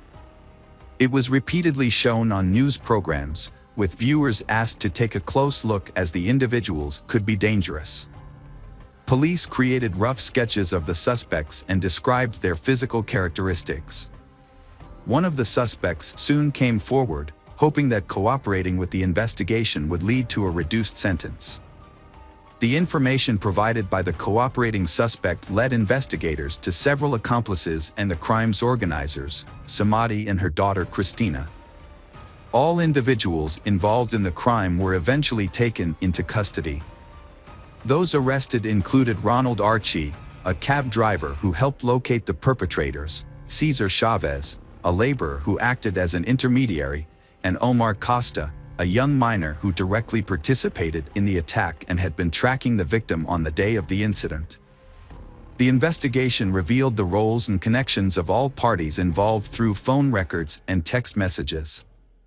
Samadi, who had meticulously planned the crime, had enlisted the help of her daughter Christina. Together, they recruited friends Ronald and Cesar to find hitmen to kill Gerardo, staging it to look like a botched robbery in a nighttime park. They were later joined by Omar, who was responsible for ensuring the victim went to the pre-arranged location. Samadi personally chose October 7th as the date for the massacre.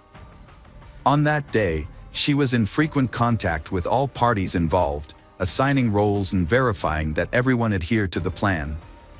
Gerardo was attacked, stabbed multiple times, and robbed of his bag and jacket.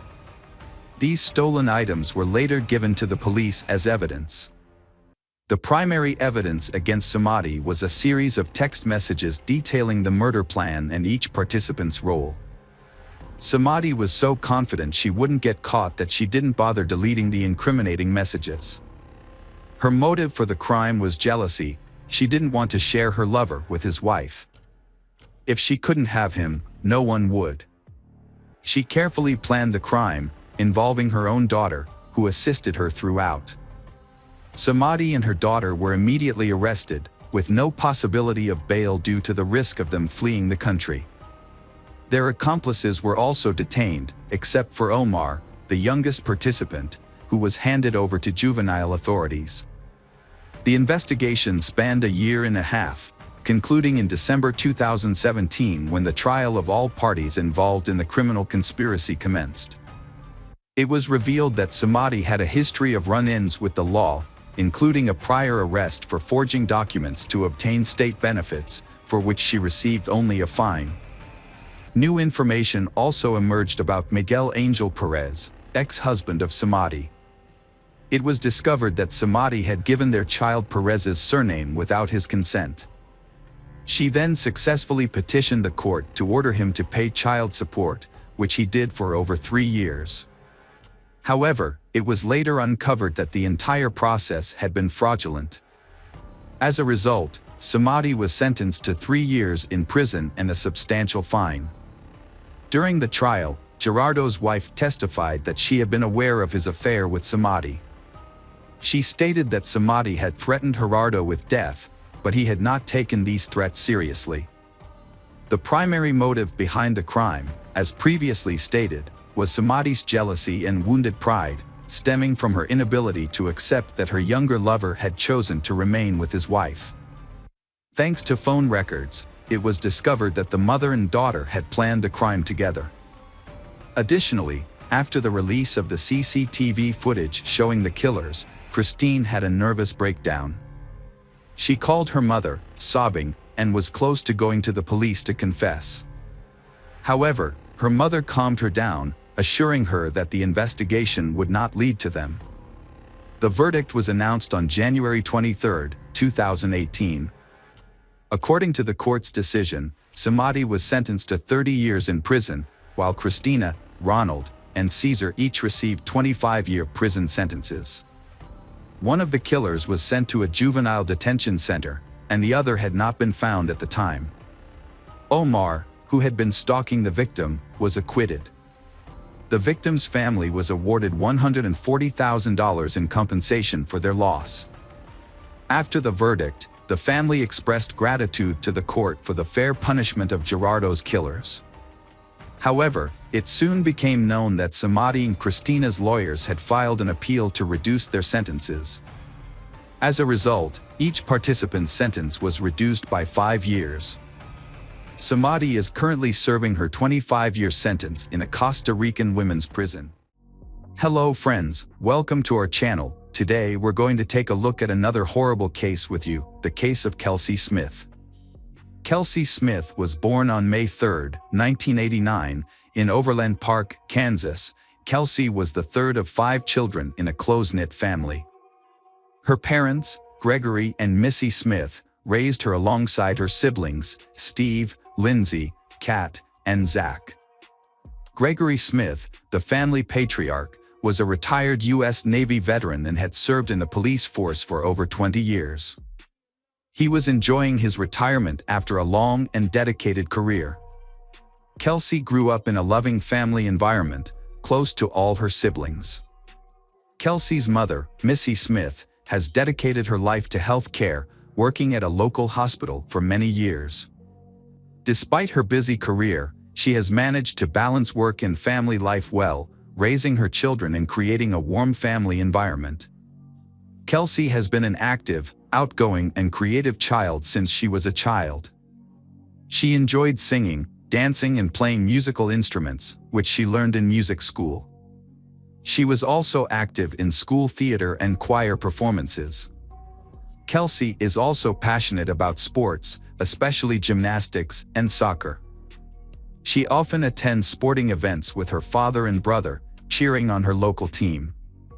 With a great sense of humor and many talents, Kelsey has left a deep impression on those around her. Her love for animals, which began in childhood, inspired her dream of becoming a veterinarian after college. During her senior year of high school, Kelsey found work at the local symphony orchestra, where she played the clarinet at various city events. Through this job, she set a goal of saving enough money within 6 months to buy her first car, a 1987 Buick Regal. Although her parents were concerned that the car was an older model, they offered to contribute to the cost so that Kelsey could buy a newer car from the family budget. However, Kelsey was determined to buy her first car herself, using only her own savings, so she turned down their offer. The Kelsey family prioritized providing their children with a well-rounded education, focusing on education and personal development. They also instilled in their children a strong sense of discipline. The family had clear rules that everyone followed without exception, including sharing their plans and notifying each other if they would be out late. Kelsey demonstrates her adherence to these rules by being punctual, sharing her whereabouts with her parents, and informing them of her social activities. During her senior year, Kelsey began a romantic relationship with John Beer Smith. She describes it as deeply in love and like the relationships depicted in books or movies. They celebrated New Year's 2007 together and have been virtually inseparable ever since. John, who is 1 year older than her, appears to be a responsible and caring partner who treats Kelsey with respect. Both sets of parents approve of their relationship. In May 2007, Kelsey turned 18, graduated from high school, and was accepted into a prestigious university in Kansas to study veterinary medicine. This was one of the happiest times of her life. However, these happy days did not last long. Kelsey attended parties with her classmates to celebrate the end of high school and enjoyed spending time with John. At this point, Kelsey had achieved everything she wanted, got into her dream college, and was in a fulfilling relationship with a wonderful partner who was planning to propose.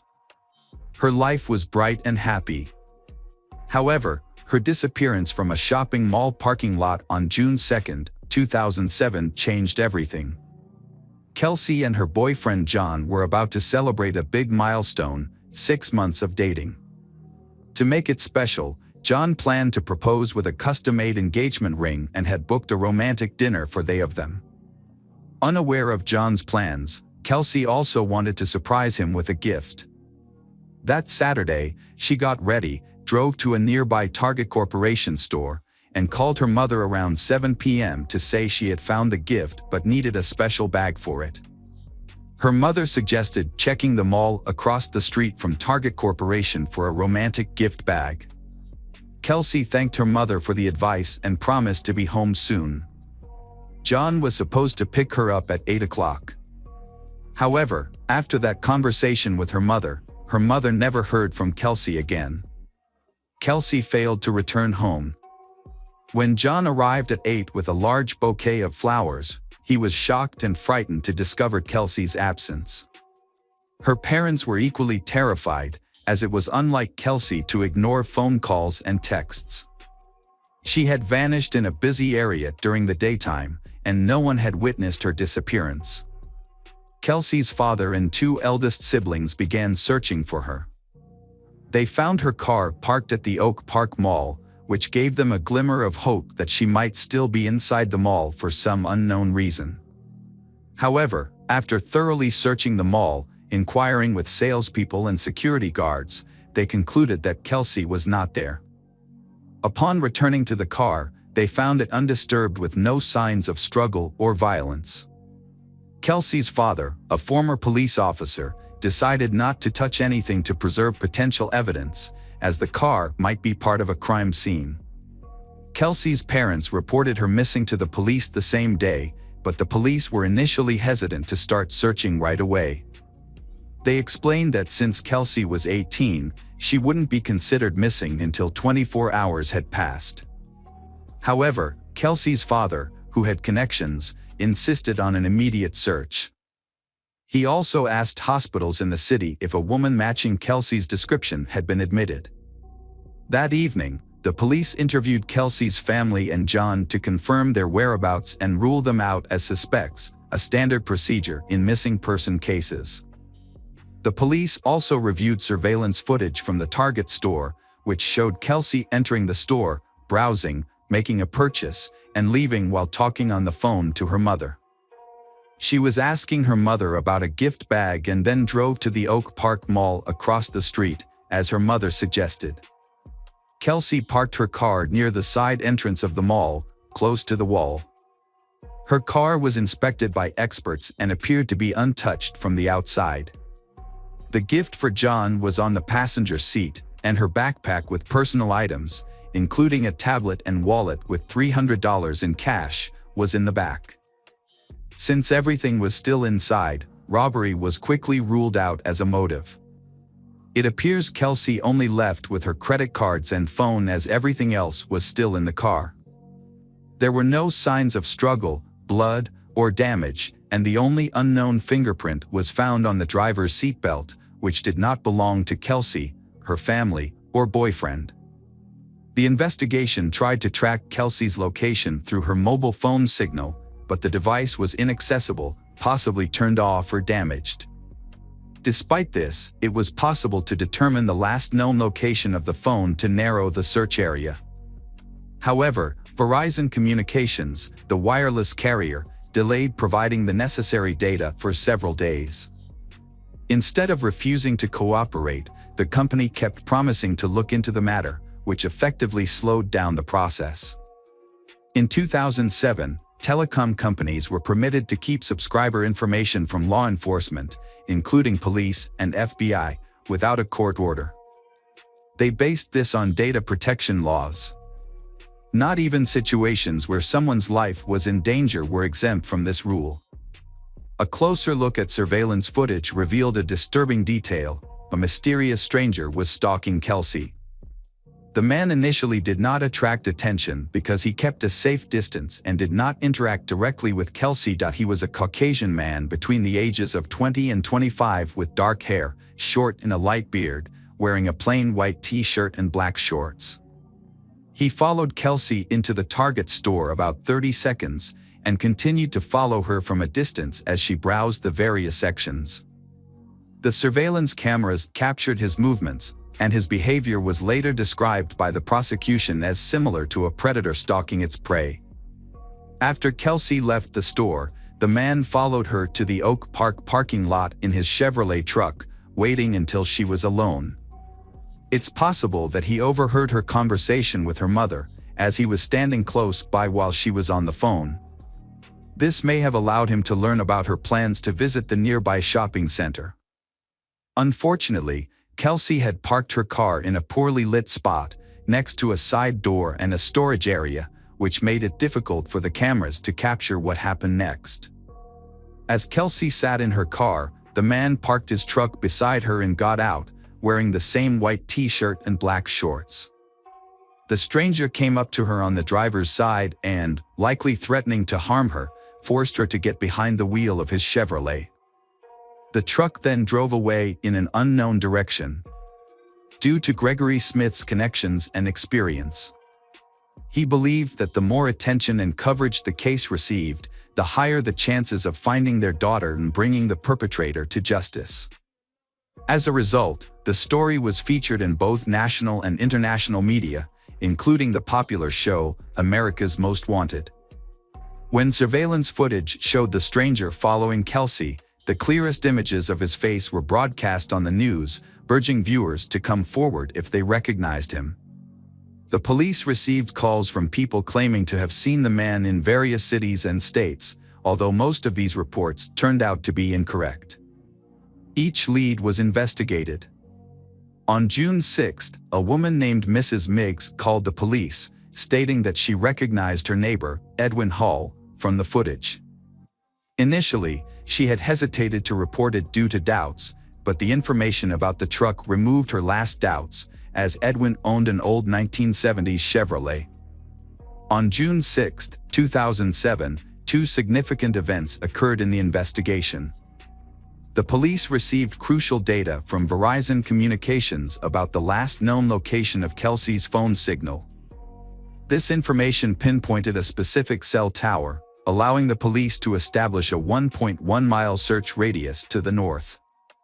Within 45 minutes of starting the search, Kelsey's body was found in the brush near Longview Lake, Missouri, about 30 meters from where she was abducted.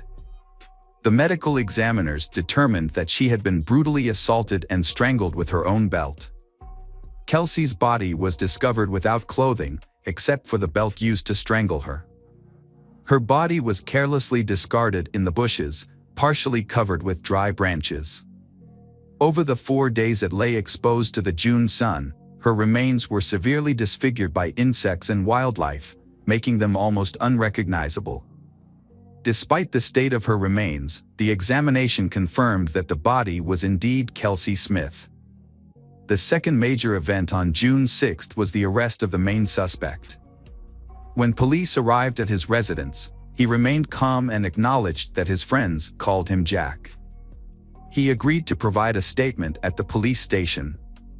During the interrogation, Edwin Hall claimed he had never seen Kelsey before, even when shown a photograph of her. When presented with surveillance footage from the store that showed him following her, he insisted that he had only visited Target for personal reasons and hadn't noticed her. He suggested that their appearance together in the footage was just a strange coincidence. Despite being shown irrefutable evidence, Edwin seemed confident that he had covered his tracks and couldn't be held accountable. He had thoroughly cleaned his van and had used protection during the assault, leaving no DNA evidence behind. However, Edwin agreed to cooperate with the investigation and provided his DNA sample and fingerprints. A crucial piece of evidence emerged when his fingerprints matched those found on Kelsey's car's seatbelt buckle. A thorough search of his home also revealed a hidden air pistol with Kelsey's DNA on the barrel. Edwin was officially charged with abduction, assault, and murder. A jurisdictional issue arose, as Kelsey was abducted in Kansas but her body was found dead in Missouri. This was important because it affected the potential sentence. In Missouri, Edwin faced the possibility of a capital punishment trial and sentence. Edwin realized the seriousness of his situation and, after consulting his lawyer, decided to confess to the crime and provide details in the hope of a reduced sentence. He described how he had noticed Kelsey entering the store and followed her, getting close enough to overhear her phone conversation about visiting the shopping center across the street. Edwin waited until Kelsey was alone, then followed her to the adjacent parking lot. He was pleased when she parked in a secluded spot near the side entrance. He got out of his vehicle, armed with a pistol, and waited for Kelsey to return to her car. As she was getting into the driver's seat, he prevented her from closing the door. Kelsey had already pulled out the seatbelt, and Edwin allowed her to buckle up, leaving his fingerprint on it. Edwin then put the pistol barrel in Kelsey's mouth, threatening her to move to his vehicle's driver's seat.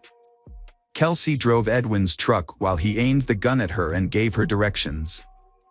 When they reached a remote area at the state border, Edwin ordered Kelsey out of the truck and led her into the bushes. There, he assaulted and strangled her with the belt, then covered her body with branches. He thoroughly cleaned his truck to eliminate any evidence of Kelsey's presence, including fingerprints and DNA.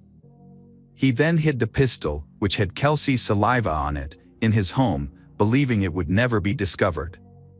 When questioned about his motive, Edwin failed to provide a clear answer, instead making a comment about the victim's physical appearance.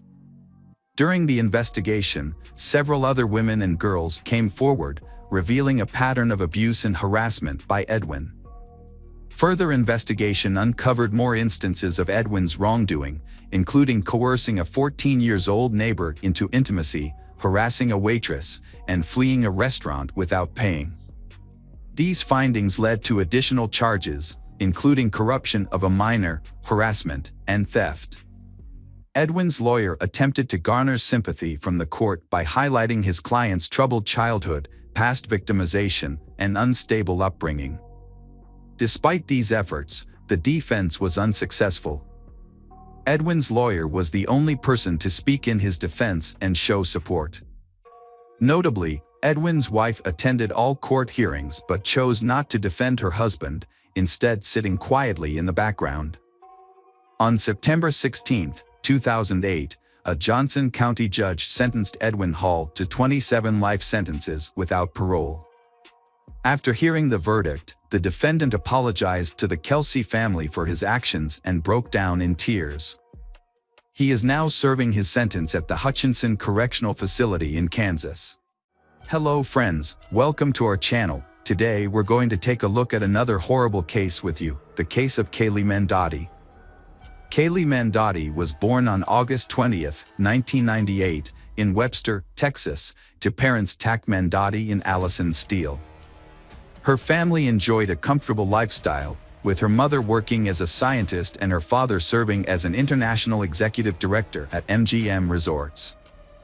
Following her parents' divorce, Kaylee's mother, Allison, married NASA engineer Lawrence Buten, who resided in Houston.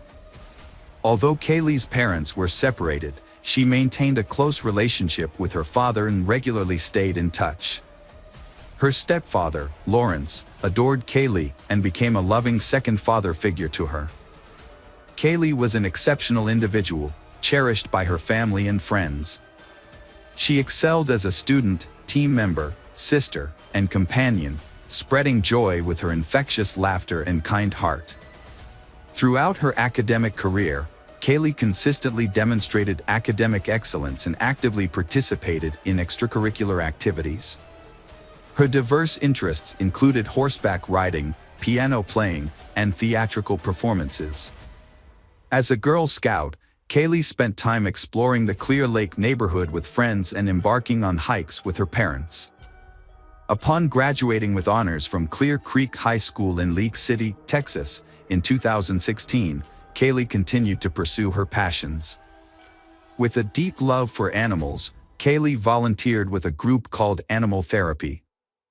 Her adventurous spirit drove her to seek out new experiences, and she aspired to try extreme sports and explore uncharted territories, always seeking thrilling experiences that brought her joy. At 19, Kaylee was a sophomore at Trinity University in San Antonio, studying communications. She was popular, with many friends, and led the cheerleading squad for the football team. Her beauty and charisma drew many admirers. During a football game, she met 22-year-old Mark Howerton, a tall, athletic professional baseball player. Initially, Kaylee didn't notice Mark, as she was interested in someone else, Jet. However, Mark was immediately smitten with Kaylee, captivated by her large black eyes and charm. Mark and Kaylee started dating in September 2017, despite their first 2 meetings not going well. Friends thought they were mismatched, as both were emotional and quick-tempered. Their relationship was marked by intense arguments and jealousy. Kaylee often had bruises and was afraid to retrieve her phone from Mark, a disturbing sign of the toxic relationship. The situation gets worse when Mark became aggressive, pulled out a gun, and threatened violence. Kaylee knew about her boyfriend's jealous nature and temper, but she would reassure her friends and ask them not to discuss their loud arguments publicly. However, on September 24, 2017, around 1 a.m., Kaylee's roommates had had enough and called the police due to loud noises and a man yelling and threatening violence coming from Kaylee's room. When the officer arrived, Mark was alone in the room, and Kaylee declined to press charges, downplaying the incident as just a lover's quarrel. Kaylee's friends suspected Mark of using controlled substances, which led to his angry outbursts. They recalled an incident where he threatened to throw Kaylee off a balcony and reported it to the police. Despite their tumultuous relationship, they was deeply in love during calm moments. On October 29th, they attended the Mala Luna Music Festival in San Antonio, a major event with gothic and industrial music. Mark and Kaylee were enjoying a fun time with their friends at a festival until Kaylee's ex-partner unexpectedly appeared, causing tension between Mark and Kaylee. They got into a big argument and left the festival early. Their friends didn't see them again that night. 6 hours later, Mark pulled up to a hospital in his black Mercedes, frantically seeking help. The medical staff found Kaylee unconscious and partially undressed in the front seat. The car was a mess, with her clothes scattered everywhere, and she was slumped forward, unresponsive. The hospital staff rushed Kaylee to the emergency room, where Mark revealed that they had taken illegal substances before the festival. This information helped doctors treat her for a possible overdose. Kaylee was then transferred to a specialized medical facility in Kyle, Texas, where a nurse with expertise in intimate assault cases examined her. The nurse found additional bruises on Kaylee's arms, legs, and ear. Further examination revealed that Kaylee had suffered blunt force trauma to the face and head, which ultimately led to her death. It became clear that Kaylee had been Kaylee of a fatal assault. Police launched an investigation into the death of Kaylee Mendotti, focusing on Mark as the primary suspect since he was the last person seen with her on the night of her death. During police interviews, Mark raised suspicions by repeatedly changing his story and omitting crucial details. Surveillance footage revealed that he and Kaylee had been to places that Mark had not mentioned in his account. As the investigation continued, it was discovered that Mark had a history of aggressive behavior towards Kaylee, according to her friends and family. One of her sisters even expressed fear of him. The police uncovered previous incidents of violence between they, including an instance where Mark hit Kaylee's head against a car window and vandalized her dorm room at Trinity University. When Kaylee's parents learned about Mark's history of abuse, they were devastated. Her mother, Allison Steele, filed a lawsuit against Trinity University, alleging that the school failed to protect her daughter from Mark's attacks. The lawsuit, filed in Becker County District Court, also named Mark as a defendant, claiming that he killed Kaylee in a jealous rage. The lawsuit claims that Mark Howerton assaulted 19-year-old Kaylee Mendotti, resulting in her death. It also alleges that Trinity University staff, administrators, and campus police were aware of Howerton's violent behavior and threats to harm Kaylee, including physical harm and breaking her face. Despite this knowledge, the university failed to take action to protect Kaylee in the weeks leading up to her death. A Trinity University spokesperson declined to comment on the lawsuit, citing the ongoing legal process. The lawsuit states that the university's inaction, despite numerous reports of harassment, intimidation, domestic violence, and gender discrimination, led to Kaylee's tragic death. The lawsuit argues that if Trinity University had intervened as it should have, Kaylee's death could have been prevented. The university failed to follow its own policy on investigating and responding to potential cases of relationship violence and harassment. After an incident in his dorm room, Mark was banned from campus for a year due to a criminal trespass order. Despite this, he continued to violate the order. Furthermore, detectives uncovered numerous accounts of Mark's violent behavior towards Kaylee during their relationship. One of Kaylee's sisters reported that Mark threatened to throw Kaylee off a balcony during an argument. Another sister claimed that Mark threatened to shoot some of Kaylee's ex-boyfriend's brothers with a gun. Based on these allegations, the police issued a warrant for Mark's arrest in February 2018. He turned himself in to the authorities.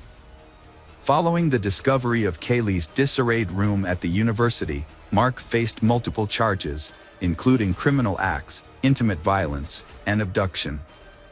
However, he pleaded not guilty to all charges.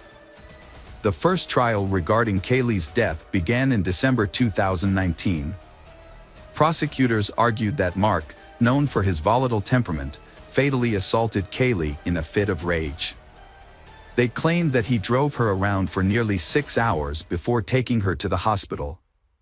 In his defense, Mark's lawyers suggested that Kaylee's death could be attributed to various factors, including the presence of banned substances in her system, which may have caused a spike in blood pressure or head trauma during intimate activity. Kaylee's mother described the injuries on her daughter's body as severe, comparable to those from a plane crash.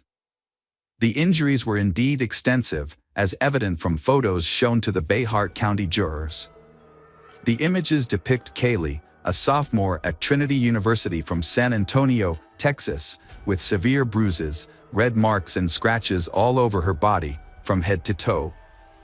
Both her eyelids were swollen and bruised. Only her back and the back of her legs showed no signs of injury. Dr. Susanna Dana, the forensic pathologist who conducted Kaylee Mandotti's autopsy, took graphics and photographs that revealed a subdural hematoma on the right side of Kaylee's brain. This type of injury is typically associated with traumatic brain damage. Kaylee's father, Tilak Kaylee, became emotional after seeing 2 photos of his daughter in the ICU, where she lay in a vegetative state, surrounded by numerous tubes, with her face barely visible. Dr. Susanna Dana testified about the severe head and facial injuries she found on Kaylee. These injuries included a dent in her skull, eye trauma, and extensive bruising on her jaws, mouth, gums, lips, and cheeks. There were also hemorrhages in both eyes. Dr. Dana concluded that Kaylee's death was caused by head and facial trauma from a blunt object. However, Dr. William Anderson disagreed with this conclusion after reviewing the autopsy results. He pointed out that there were no fractures in the eye sockets, nose, or face, which suggested that Kaylee was not attacked from the front. Instead, Dr. Anderson believed that Kaylee's injuries were more consistent with a fall and subsequent medical treatment. Defense attorney John Hunter presented an alternative explanation, arguing that the prosecution lacked sufficient evidence to determine what happened to Kaylee Mandotti the night of the incident, making it impossible to prove Mark Howerton's involvement. During the trial, Hunter frequently highlighted Kaylee's history of drug use, including her treatment for substance dependence at a hospital. Professor Jason Wallach from the University of Sciences in Philadelphia testified that Kaylee had a high level of MDMA, ecstasy, or Molly, in her blood when her boyfriend took her to the hospital on October 29, 2017. The presence of this substance can turn a minor head injury fatal. Hunter stated that MDMA affects people differently, causing increased body temperature or electrolyte imbalances that can lead to loss of consciousness. Mark Howerton told investigators that he and Kaylee had an argument and engaged in consensual rough intimacy before she lost consciousness, but the origin and timing of her bruises remained unexplained. In December 2019, Allison believed Mark Howerton would be found responsible for her daughter's death. However, the trial ended in a mistrial due to the jury's inability to reach a verdict. Mark's defense claimed Kaylee's injuries were caused by hospital staff, leading to the hung jury in the 144th District Court, presided over by Judge Raymond Angeline. Because the jury was unable to reach a verdict, the case was dismissed, and Mark was acquitted of the charges in the first trial, leaving the case unresolved. District Attorney Joe Gonzalez, who had been handling the case from the beginning, expressed disappointment with the outcome and stated that he would review the case again. During this time, Kaylee's parents, Allison and Lawrence, began their own investigation. They gathered evidence and autopsy reports from the police and focused on a small, round bruise near their daughter's ear. They speculated that Mark might have hit her head against the car window, causing her to hit the door lock and get bruised. They hoped this new information would establish Mark's guilt. Lawrence found a similar Mercedes to Mark's and recreated the incident with photos. With the Texas Rangers' help, Lawrence got records and affidavits for an arrest warrant for assault and mischief. The records provided a detailed timeline of events leading up to Kaylee's death and evidence found during the investigation. The authorities expose Mark Howerton's alleged deception to the Rangers and reveal the evidence that resulted in his arrest. Prosecutors described Howerton as a controlling boyfriend who constantly called Kaylee Mandotti, took away her phone, and isolated her from friends. 2 weeks before Kaylee's death, Howerton physically assaulted her, pushing her against a brick wall and trashing her dorm room. After the incident, Kaylee asked for space, but Howerton responded with dozens of messages, including a threat to end his life. Kaylee pleaded with him not to harm himself. That evening, Howerton called Kaylee around 200 times. Later, they attended a festival where they argued over Kaylee's ex-boyfriend. Mark Howerton took Kaylee from the festival, drove her to a deserted parking lot near the Whataburger headquarters, and spent over an hour there, according to GPS camera records. Prosecutors believe that it was in this parking lot where Mark Howerton attacked and killed Kaylee Mandotti. Kaylee Mandotti's family expressed gratitude to the Texas Rangers for their diligent efforts in securing suitable criminal charges against Kaylee's alleged attacker. Mark Howerton's pre-trial began in June 2023. During the trial, the prosecution initially considered presenting a video recorded by Kaylee's parents in the hospital that showed her injuries, but ultimately decided not to use it. The prosecution took into account evidence gathered with the assistance of the Texas Rangers, despite potential complications and new disputes. Mark Howerton was found guilty of aggravated assault resulting in bodily harm that led to a lethal outcome. He was sentenced to 20 years in prison, a fine of $110,000, and ordered to pay restitution to Kaylee Mandotti's family. Furthermore, he was prohibited from contacting over 20 individuals connected to the case. Now over 30 years old, Mark is serving his sentence in the Wilkes County Jail and will be eligible for parole in 2033. The conviction brought some closure to Kaylee's family, but felt the sentence was not enough for their loss. In the second trial, Mark Howerton faced additional charges, including aggravated assault and criminally negligent homicide, on top of the initial manslaughter charge. The prosecution changed its strategy to build a stronger case against him. However, Kaylee's family and prosecutors were unhappy with the outcome and pushed for a retrial. Kaylee Mandotti's tragic story shows the devastating effects of violence on a young life and her family's struggle for justice. Kaylee's story is a powerful reminder of the consequences of violence against young people with promising futures. Despite the conviction, her family believes the verdict does not bring justice for their daughter. In 2021, Allison filed a civil lawsuit against Trinity University, alleging negligence in protecting her daughter. She claimed the university failed to inform Kaylee's guardians about Mark Howerton's destructive behavior in her dorm room and took no action against him, allowing him continued access to her daughter.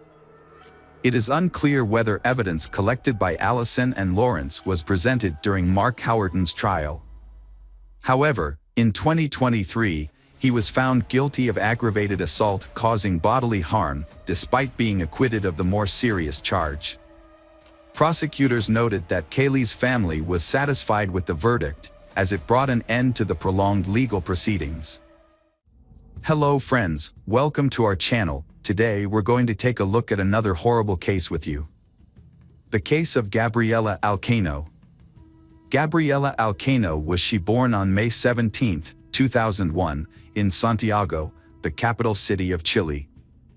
She was the only child of Federico Alino and Carolina Donosa Campos, and the first grandchild in a large, close-knit family. Her paternal uncle, Rodrigo, who served as her godfather, and her grandfather, Carlos, both adored her deeply, with Carlos regarding her as the central figure in his life. Gabriela grew up in a loving and supportive environment, despite her family's modest means. Her parents, though not wealthy, worked hard to provide her with a good education and upbringing. When Gabriela was 5, her parents divorced, and she lived with her mother, who dedicated herself to raising her. Her father, however, remarried and had 2 younger sons, but he continued to support Gabriela and her mother financially and remained involved in her life. Gabriela was a sweet and friendly child who was a bit shy but made friends easily. Her gentle nature and lovely appearance earned her admiration from those around her. She excelled academically, enjoyed music, dance, and art, and her parents encouraged her talents. Gabriela cherished her relationships with her younger half-brothers, spending quality time with them at her father's nearby home during weekends and holidays. Overall, Gabriela's childhood was a happy and carefree time, filled with love and support from her family. Gabriela's first love was at the age of 15. She fell for Fabian Chasis Aravan, a fellow student who was a year older. At first, their relationship was innocent and sweet. They would walk together, share ice cream, and steal kisses. Fabian came from a good family with well-respected parents who valued education and raised him to be a good person. However, Fabian was a quiet and private person who struggled with social interactions. He would avoid eye contact and turn away from others, leading many to think he was just shy. Gabriela's father met Fabian and thought he was a calm, dependable, and responsible young man. He had a serious talk with Fabian, asking him to take care of Gabriela, and Fabian promised to do so. Initially, Fabian made an effort to be attentive and caring. However, as time passed, a different side of Fabian emerged. He became controlling and cruel, revealing a darker aspect of his personality. Fabian's controlling behavior dominated the relationship. He was intensely jealous and dictated who Gabriela could and couldn't interact with. He monitored her phone activity, insisting on instant responses to his calls and messages, regardless of the time. If she failed to comply, he would throw tantrums, displaying childish and abusive behavior. During the first 6 months of their relationship, Gabriela attempted to downplay Fabian's frequent outbursts of anger and jealousy, believing they would eventually subside. Blinded by her love for him, she tried to meet all his demands and held on to the hope that he would revert to the caring and gentle person she initially fell in love with. Fabian's behavior became increasingly irritable, volatile, and aggressive. He emotionally drained Gabriela, progressing from verbal abuse to physical mistreatment. He would slap her, pull her hair, or grab her hands, often leaving no visible marks. However, bruises would occasionally appear on her wrists and shoulders, evidence of Fabian's rough handling. Gabriela tried to hide her situation, but her loved ones noticed her depressed state and frequent tears. She was no longer her usual cheerful and outgoing self, instead withdrawing from friends and avoiding contact with people Fabian had forbidden her from seeing. Gabriela repeatedly tried to end her relationship with Fabian, but he would not let her go. Despite her efforts to break free, he would pressure her into getting back together. This cycle of breaking up and reuniting continued for over a year, marked by Fabian's stalking, threats, and harassment. In 2017, Fabian got into trouble for physically attacking a classmate outside of school. Although the details of the incident were unclear, he was accused of mistreatment and assault, which could have led to jail time. However, the case was settled out of court, and Fabian was expelled from school. He was forced to complete his education through homeschooling. When Gabriella finally decided to end the relationship for good, Fabian became angry and desperate. He apologized and promised to change, begging her to take him back. However, when she refused, he began to stalk and harass her. He would show up at her school or home, even attempting to climb into her room through the window. He bombarded her with dozens of calls, texts, voice messages, and social media messages, trying to intimidate her into resuming their relationship. Gabriella was determined to end the relationship, despite Fabian's erratic behavior. His messages veered wildly from apologetic to threatening, but she remained resolute. However, Fabian's actions were unpredictable and frightening. He would often vanish for weeks, giving Gabriella a glimmer of hope that he had moved on, only to reappear and resume his harassment. Fabian's behavior was relentless and intrusive.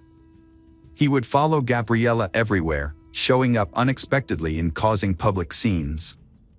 His outbursts were loud and intimidating, leaving Gabriella feeling anxious and fearful. As a result, she became reluctant to be alone, always seeking the company of friends or family after school. She would often meet her mother at work and travel home with her, or ask her father or uncle to accompany her on trips. This constant vigilance took a toll on Gabriella, leaving her exhausted and drained over several months. A devastating series of events began to unfold for the Alcano family when a burglar broke into the home of Federico's second wife, taking her life in a tragic turn of events. At the time, the children were at school and Federico was at work, leaving her alone and vulnerable. Fortunately, the perpetrator, a neighbor with a prior conviction, was apprehended immediately. Gabriella and her mother rallied around Federico, offering emotional support and helping him care for the children during this difficult time. Although Gabriella's thoughts were temporarily diverted from Fabian, who had gone missing around the same time, she remained focused on her own goals. She was busy preparing for entrance exams, hoping to secure a spot at one of Santiago's most prestigious universities, where she aspired to study journalism or advertising. However, this tragedy was only the beginning of a series of heartbreaking events that would soon befall the Alcano family. In May 2018, Fabian suddenly re-emerged, beginning a campaign of obsessive stalking that made Gabriella feel unsafe in all aspects of her life. He was able to access her property by climbing over the fence and even showed up at places she regularly visited, such as the supermarket and the mall. By early June, Gabriella was so alarmed by his behavior that she sent screenshots of her disturbing messages with Fabian to her two closest friends, including audio recordings where he explicitly threatened her and demanded they restart their relationship. Gabriella was secretly living in fear for her own safety and that of her loved ones, but she chose not to share her concerns with her family to avoid causing them unnecessary worry. On June 10, 2018, the Alino family came together to celebrate a milestone birthday, Carlos's 80th. Tragically, this joyful gathering would turn out to be the last day of life for Gabriella and her mother, Carolina. The evening had begun on a happy note, with the house filled with laughter, music, and the warmth of a big family meal. As they celebrated Carlos's special day, everyone wished him good health and many more years to come. Gabriella played with her younger brothers and her uncle Rodrigo's children, but despite the festive atmosphere, she seemed somewhat preoccupied and distant. Her uncle noticed her unease and decided to approach her, asking if everything was okay and if something was troubling her. Gabriella gave a sad smile and shrugged, but didn't explain why she was nervous. Her uncle chose not to pry, thinking she would open up when she was ready. However, he later regretted not pressing her for more information. After the party, Federico drove his ex-wife and daughter home. He kissed Gabriella on the forehead, told her he loved her, and reassured her that she could always count on him for support. He then returned home with his younger children. Tragically, this was the last time he saw his eldest daughter and first wife alive. In the early hours of June 11th, a horrific crime took place. Fabian, armed with a hunting knife, climbed over the fence of his ex-girlfriend's house. He planned to sneak into Gabriella's bedroom through the window and attack her. However, just as he was about to enter, the lights turned on and the back door creaked open. Carolina, who had been unable to sleep, had gotten up to investigate the noise. Fabian pounced on her, pushing her back inside, and began stabbing her repeatedly. Fabian brutally stabbed his Carolina 36 times, with most of the wounds inflicted on her chest, neck, and head. This attack was fatal and left her with no chance of survival. Carolina only managed to scream a couple of times before falling silent.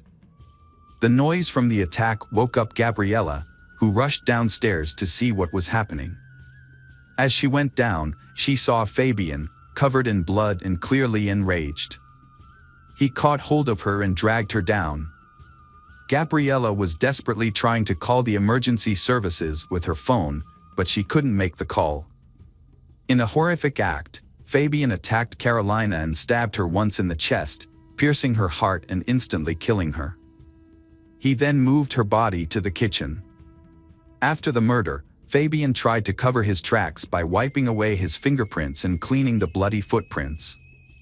He also washed himself and the knife in the bathroom. After cleaning up, Fabian left the house quietly around 5:30 a.m. without being noticed by the neighbors. Following the event, Federico appeared unaffected. However, concerns grew when Carolina, typically a reliable and communicative colleague, missed work for 2 consecutive days without answering her phone. Her employer contacted Federico, asking him to find out what had happened to Carolina. When questioned, Federico was surprised and claimed to have called Carolina, but she was unreachable, as was Gabriella, whose phone was off. Next, Federico phoned his brother, Rodrigo, but Rodrigo stated that he had neither seen nor heard from the missing individuals since their friend's birthday. Following the phone call, Federico decided to pay a visit to Carolina's home. The property appeared uninhabited. Nonetheless, Carolina's vehicle remained in the garage. Without forcibly entering, despite possessing a spare key, Federico merely checked on the status of the property. Federico called the police and asked them to check the house, but he didn't enter himself because he was afraid of what he might find. The police officers were puzzled by this, especially since he had a key. When they finally entered the house at 11 a.m., they found the lifeless bodies of Carolina and Gabriella on the kitchen floor, surrounded by pools of blood. Despite the obvious fact that the women had been dead for over a day, Federico was overcome with grief and irrationally demanded that the police call an ambulance to save them. The police had to calm Federico down, but his behavior raised suspicions, and they took him outside to a police car for questioning. When he tried to leave the car and found the door locked, he became agitated and demanded to know why. It was then that he realized he was the main suspect in the double homicide. Federico was shocked and devastated by this turn of events, unable to comprehend how he could be suspected of killing his own daughter. Rodrigo arrived shortly after and was equally shocked to learn that his brother had not been released. He was also struggling to come to terms with the investigation revealed that Gabriella's friends reported that she was being stalked by her ex-boyfriend, Fabian. Screenshots of his threatening messages and voice recordings, which included a disturbing phrase, "It's easier to take her life than to let her go," were also obtained. This came as a shock to Federico, Gabriella's father, who recalled that Fabian seemed pleasant when they first met, despite his daughter's failed attempts to break up with him. The contrast between the heinous crime and the normalcy of Fabian's daily life, where he spent time with family and friends and posted light-hearted photos on social media, made his crime all the more inconceivable. After being taken into custody, Fabian responded to allegations with pretended astonishment and anguish, falsely claiming his innocence and feigning affection for Gabriella. Fabian had gotten rid of the object used to commit the murder and thrown away some clothes with blood on them. However, there were still small drops of blood on his shoes, and footprints matching his shoes were found at the scene of the crime. Additionally, Four of Gabriella's classmates said they heard Fabian threaten her, saying it would be easier to kill her than let her go. Because of the evidence and what the witnesses said, Fabian admitted to the crime, but tried to make himself look like a lover who was deeply hurt. The defendant claimed that his intention was not to harm Gabriella, but rather to have a conversation with her. However, the situation escalated, and he ultimately treated her mother as an unwanted witness. He struggled to provide a reasonable explanation for bringing a hunting knife to the encounter, which was supposedly meant to be a conversation. Following the autopsy and other necessary examinations, the victims' bodies were released to their family for burial. A large crowd gathered at the funeral to pay their respects to the deceased and offer condolences to their loved ones. Gabriella was laid to rest in a white dress she had always wanted to wear but never had the chance to. Coralina was buried in a closed casket due to the severe mutilation of her face. Fabian's family hired a skilled lawyer who developed a strong defense strategy, aiming to secure a minimal sentence for his client. During the initial court hearings, the lawyer highlighted Fabian's young age and clean record, pointing out that the attack on his classmate had been resolved outside of court. However, the victim's family pushed for a more severe charge of femicide, which was rejected by the prosecution due to the specific requirements of Chile's law. Since Fabian and the victim were not in a romantic relationship at the time of the crime, the case did not meet the criteria for femicide. The lawyer also argued that Fabian had acted on impulse and was in a state of distress when he committed the crime. As a result, Fabian faced a potential 15-year sentence for the double homicide and assault charges. The victim's family, understandably, demanded the maximum punishment for Fabian. After the initial hearings, the judge gave both the prosecution and defense 6 months to gather evidence. Fabian's lawyer requested his release pending trial, but the judge denied this request, keeping Fabian in custody. Gabriella's father was furious. He lost 2 loved ones to violent deaths. Now, the person responsible for the murders of his ex-wife and daughter might receive a lenient sentence. The defense lawyer tried to blame the victims, and the authorities seemed willing to accept this excuse. In response, Gabriella's father and uncle, along with women's rights groups, proposed Gabriella's Law. This law would broaden the definition of femicide to include intimate partner violence, regardless of whether they was married or cohabiting. The National Office for Women and Gender Equality soon joined the cause, actively pushing for the law. Although the bill faced opposition due to concerns that it could lead to new charges and stricter penalties for perpetrators already in prison, feminist groups nationwide rallied behind the Alino family. They organized marches and demonstrations in support of Gabriella's Law. In August 2019, a year and 3 months after the tragic murders, significant changes were made to Chile's femicide law. Known as Gabriella's Law, these amendments aimed to strengthen the country's response to violence against women.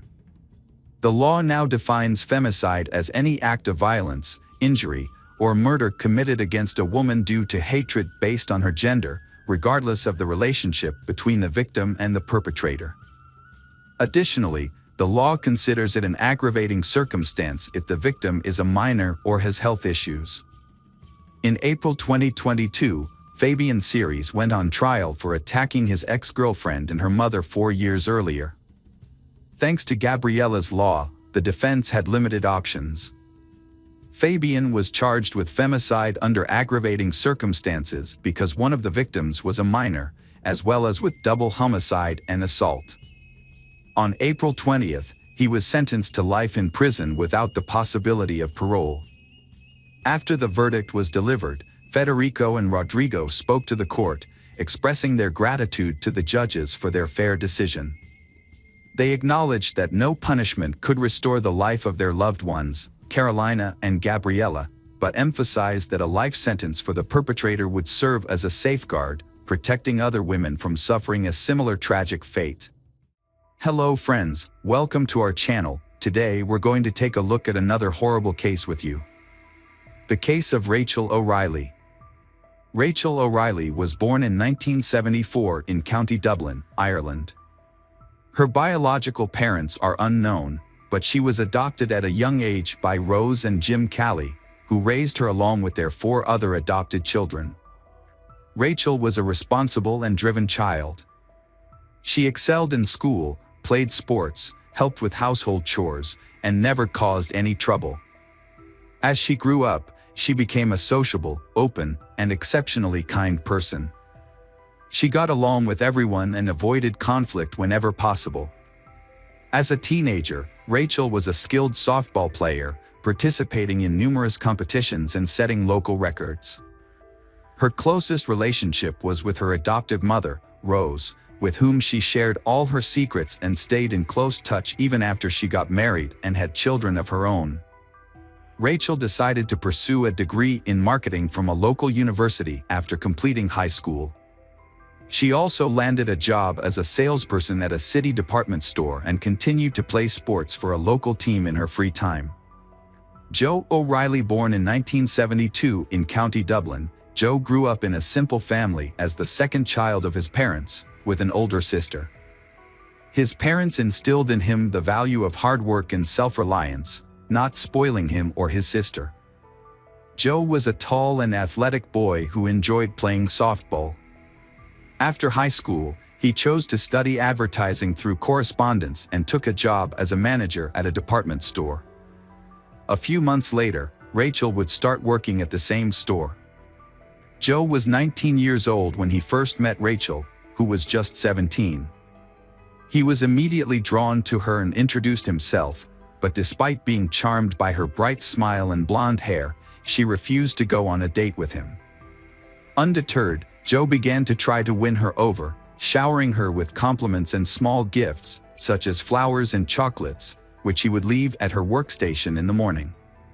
However, no matter how hard he tried, Rachel remained unimpressed. The entire department store staff was entertained by Joe's attempts to get Rachel's attention, and it even became a running joke. Despite initial challenges, Joe persevered. He made an effort to read Rachel's favorite book, hoping to find common ground for conversation. However, it wasn't until he discovered her passion for softball that he made significant progress. Joe attended one of her games, joined in during practice, and showcased his skills on the field. As a result, the team won, and Rachel was finally impressed by his determination and athletic abilities. She agreed to go on a date with him, and their relationship began to blossom. As they spent more time together, Joe went to great lengths to prove his commitment and affection. He planned a surprise trip to Paris, a city he knew Rachel would love. In a romantic gesture, he proposed to her at the top of the Eiffel Tower. Rachel was overwhelmed by the surprise and happily accepted his proposal. She thought she had found her perfect match, a true prince who would make her happy for the rest of her life. A few years after their wedding, they had 2 sons. They moved to a peaceful and scenic area in Scotland, where they bought a spacious and cozy home, ideal for raising their children. After the birth of their first son, Rachel left her job to focus on taking care of her family. 2 years later, their second son was born, and Rachel dedicated herself to raising their children. Meanwhile, Joe secured a job at an advertising agency, specializing in outdoor advertising, which proved to be a successful career move for him. Those who knew Joe personally described him as a confident, driven, and charming individual. At work, he demonstrated his responsibility, expertise, and attention to detail. As they grew older and started attending kindergarten, Rachel began working as a distributor for a popular cosmetics company and selling household goods to earn extra income.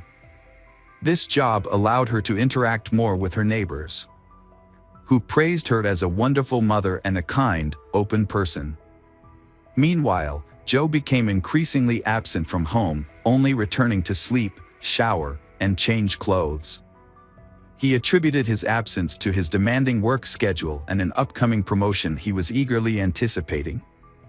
Rachel supported Joe as best she could, but as time passed, they started to drift apart, and their family relationships began to deteriorate significantly. A disturbing incident occurred in the summer of 2004 when an anonymous person sent a letter to Child Protective Services, falsely accusing Rachel of being a bad mother who mistreated her sons. In response, a special commission visited their home to investigate the allegations. Although the investigation found no evidence of wrongdoing, and relatives and neighbors described Rachel as a loving and caring mother, the malicious letter damaged her reputation. On the morning of Monday, October 4, 2004, the O'Reilly household began as usual. Joe, the father, left for work at dawn while his wife, Rachel, and their sons were still asleep. Throughout the day, Joe tried to contact Rachel by texting and calling her, but she didn't respond. He then called their home phone, but the answering machine picked up, and Joe left a worried message, asking Rachel to call him back as soon as possible. Later that afternoon, Joe received a call from the kindergarten teacher, informing him that Rachel had not arrived to pick up their sons, which was unusual. Joe then called his mother-in-law, Rose, to ask if she knew Rachel's whereabouts. When Rose said she didn't know, Joe asked her to check on their house and see if everything was okay. Meanwhile, Joe went to the kindergarten to pick up the children.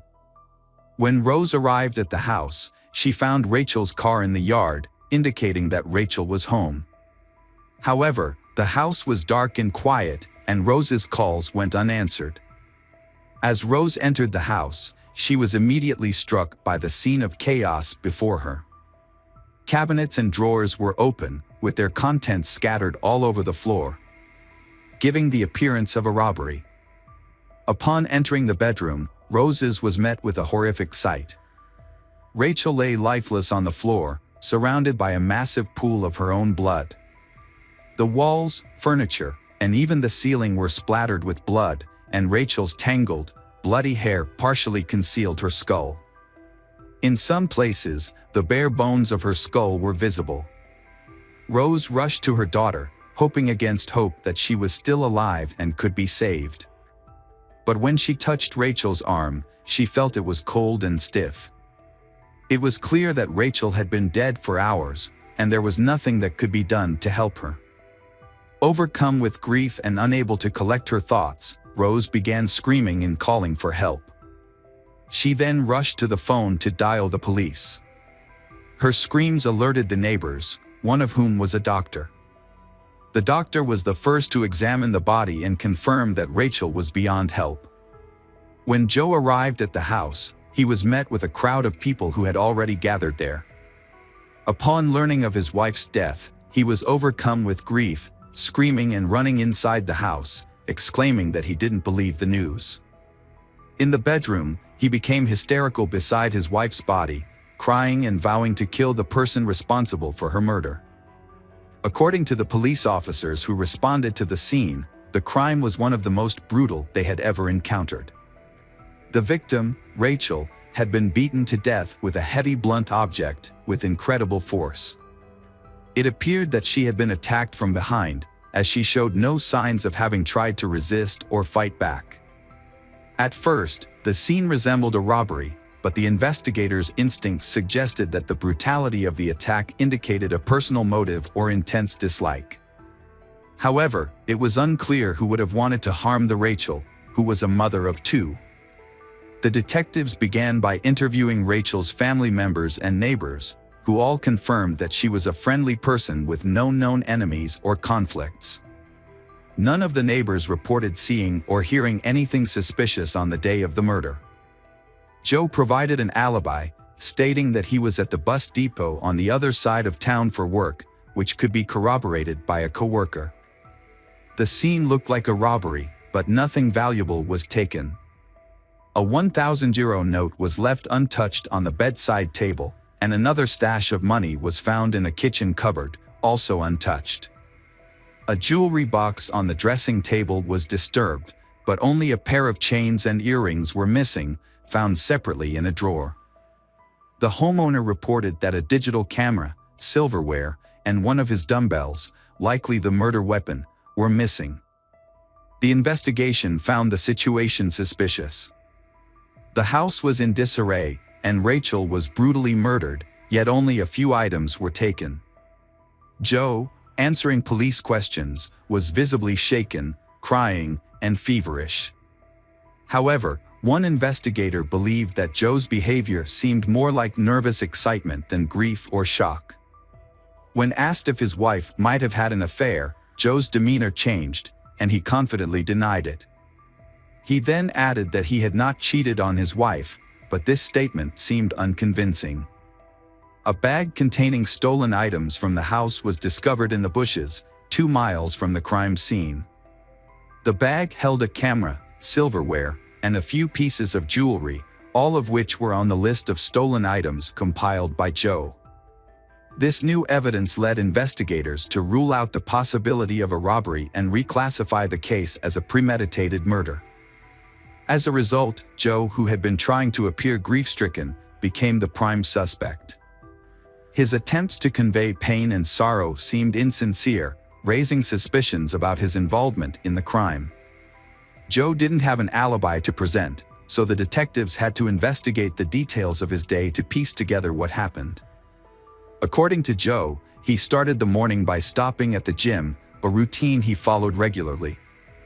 The surveillance cameras in the gym's parking lot and inside the gym confirmed his presence. After his gym visit, Joe drove to the office and then headed to a remote bus station in the city to check on the placement of advertisements on buses. A colleague corroborated Joe's account, recalling a phone conversation they had around that time. The investigators then visited Joe's workplace to inspect his computer. This led to a significant discovery. Joe's email contained some suspicious messages that he had partially deleted. Specialists were able to recover the deleted emails, and the police became convinced they were on the right track. Most of the recovered emails were exchanges with Joe's friend and sister, in which he frequently complained about his wife, Rachel, using derogatory language and profanity. Joe's wife had not been attractive to him for a long time, and in fact, he felt a strong sense of disgust towards her. Meanwhile, investigators discovered a suspicious correspondence between Joe and a female colleague named Nikki Pell. Their communication suggested that they were more than just friends and warranted further questioning. Nikki Pell worked at the same advertising company as Joe and was 10 years his senior. Despite their age difference, they had begun an affair. It was unclear when exactly their workplace romance started, but it was evident that Joe spent a significant amount of time with Nikki, often staying late into the evenings and even nights. Joe's wife was unaware of this and was misled into believing that he was busy with work. What was even more alarming was the content of Joe's messages to Nikki, in which he promised that they would soon be together, referring to her as a potential stepmother to his children with his wife, Rachel. Such messages raised suspicions, especially considering that in the event of a divorce, the children would likely remain with their mother. Joe initially denied having an affair, but when faced with irrefutable evidence of his infidelity, he was forced to admit to secretly dating Nikki for some time.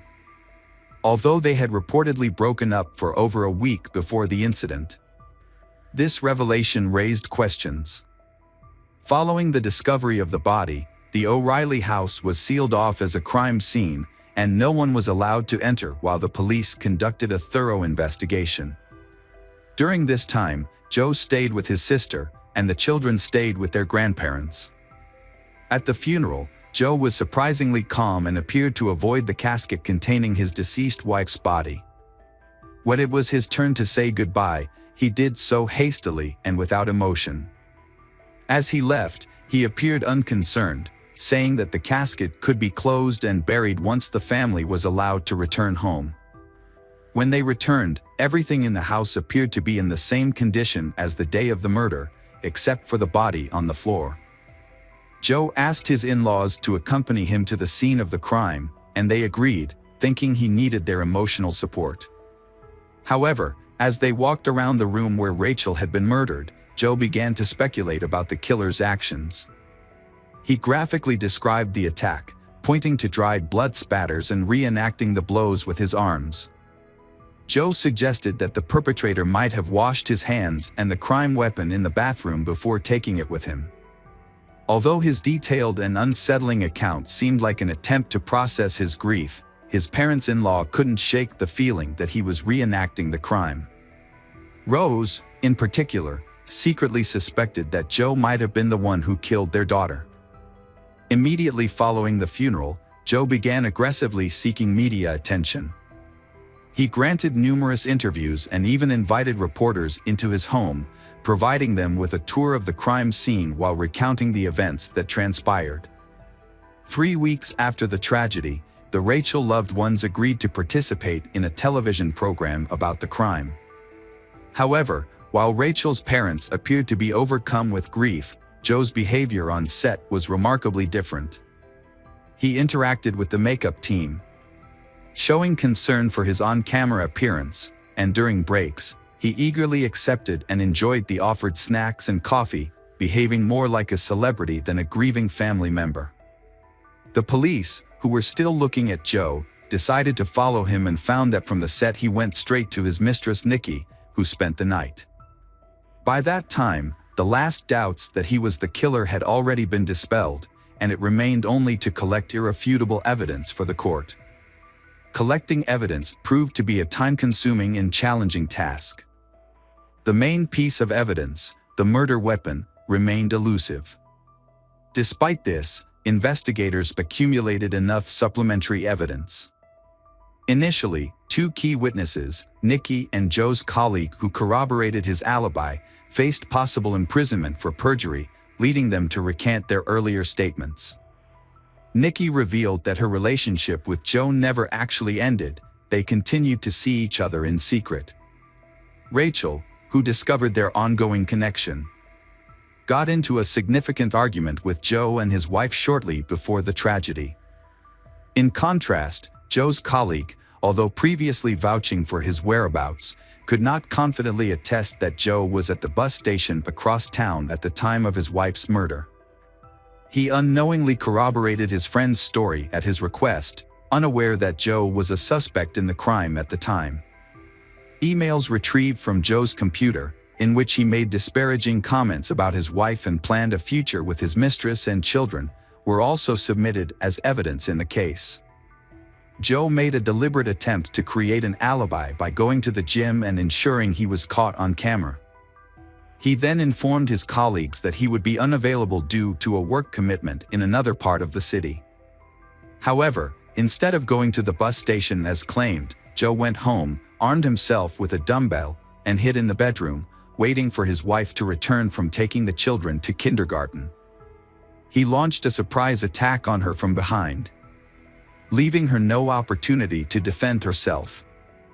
After committing the crime, Joe, who later admitted his actions, cleaned the blood from himself and the murder weapon in the bathroom next to the bedroom. He then changed his clothes, scattered his belongings around the house to make it appear like a robbery had occurred, and headed to work. While on his way to the office, Joe got rid of the items he had taken, disposed of the bloody clothes and dumbbells, and made several attempts to cover his tracks by calling his wife's phone, sending her messages, and leaving voicemails asking her to call him back. At the office, Joe exhibited unusual behavior, appearing overly excited and showing signs of nervousness, as evident from his slightly shaking hands. Some of his colleagues noticed his unusual behavior and asked if he was okay, but Joe seemed flustered and, instead of responding, quickly retreated to his office. Shortly after, he received a call from the daycare center informing him that no one had picked up their boys. Instead of rushing home, Joe sent his mother-in-law to discover his daughter's disfigured body first. He believed he had covered his tracks and that his guilt would be impossible to prove. However, his desire for fame and public attention ultimately worked against him. Although most of the evidence against Joe was circumstantial, he was not arrested until 2 years after the crime. His guilt was ultimately proven by tracing his movements on the day of the murder, using data from a cell phone he had kept with him. Notably, at the time of the murder, Joe's cell phone signal was tracked to the home, a fact later confirmed by phone records. Furthermore, it was revealed during the trial that the anonymous letter sent to Child Protective Services, which made false accusations against Rachel, was actually written by Joe's mother at his request. Joe's motive for the murder was to gain sole custody of the children in the event of a divorce. To achieve this, he attempted to discredit Rachel by portraying her as an abusive mother. However, social services found no evidence to support these claims, and Joe decided to take more drastic action. Joe showed no remorse in the courtroom, smiling and chatting with his lawyers as if he was confident he would be acquitted. However, in the summer of 2007, the court delivered a guilty verdict and sentenced him to life in prison. Despite the defense team's efforts to appeal the decision, all their attempts were unsuccessful. Interestingly, Joe's relationship with his mistress, Nikki, continued even after his imprisonment. She visited him regularly for many years, but they suddenly lost contact in 2022. Throughout his imprisonment, Joe has maintained his innocence and has been a model inmate, never causing any trouble. He hopes that this good behavior will eventually make him eligible for parole. Welcome back, detectives. Let's dive into another horrible case. The case of Joseph Saunier. Joseph Saunier was born in 1955 to a respected family of doctors in Shreveport, Louisiana. From a young age, he aspired to follow in his family's footsteps and become a doctor. With exceptional abilities, Joseph earned a Bachelor of Science in Medical Science from the University of Baton Rouge in 1976. He then applied to Louisiana State University in Shreveport and began working at Parkland Hospital in Dallas, Texas. Joseph effectively balanced his university studies and work. He consistently refined his knowledge through hands-on experience at the hospital. The hospital management recognized Joseph's success and dedication, and in his final year of training, he was appointed chief resident. After completing his studies, Joseph chose to specialize in pathologic anatomy and went on to become a pathologist and laboratory director in Leck, Texas. Joseph's life was marked by personal tragedy, including the loss of the woman he loved, Becky. His 27-year marriage, which he considered happy, ended in divorce when his wife fell in love with another man. Joseph accepted her decision and agreed to the divorce, believing that the woman he loved had found happiness. Joseph had a strong sense of responsibility and nobility. After his divorce from Becky, he maintained a warm relationship with her and continued to support their 2 sons. 2 years later, Becky was killed by her new husband. Joseph was shocked by her death. He often thought about their past family life and mourned her loss.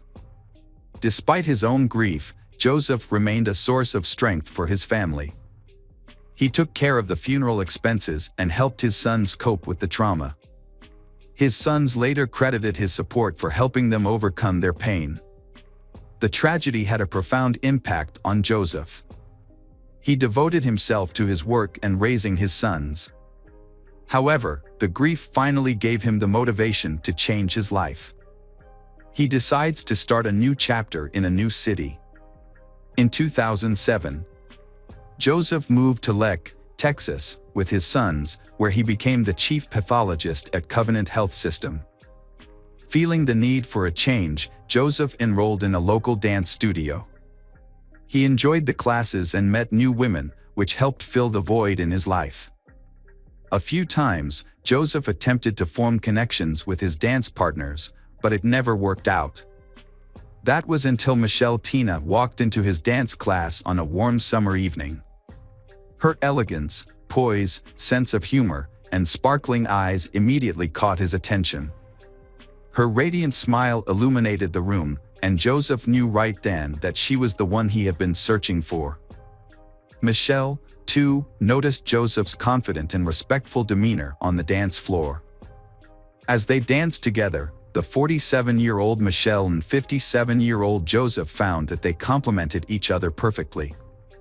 As they continued to dance together, they grew closer with each passing session.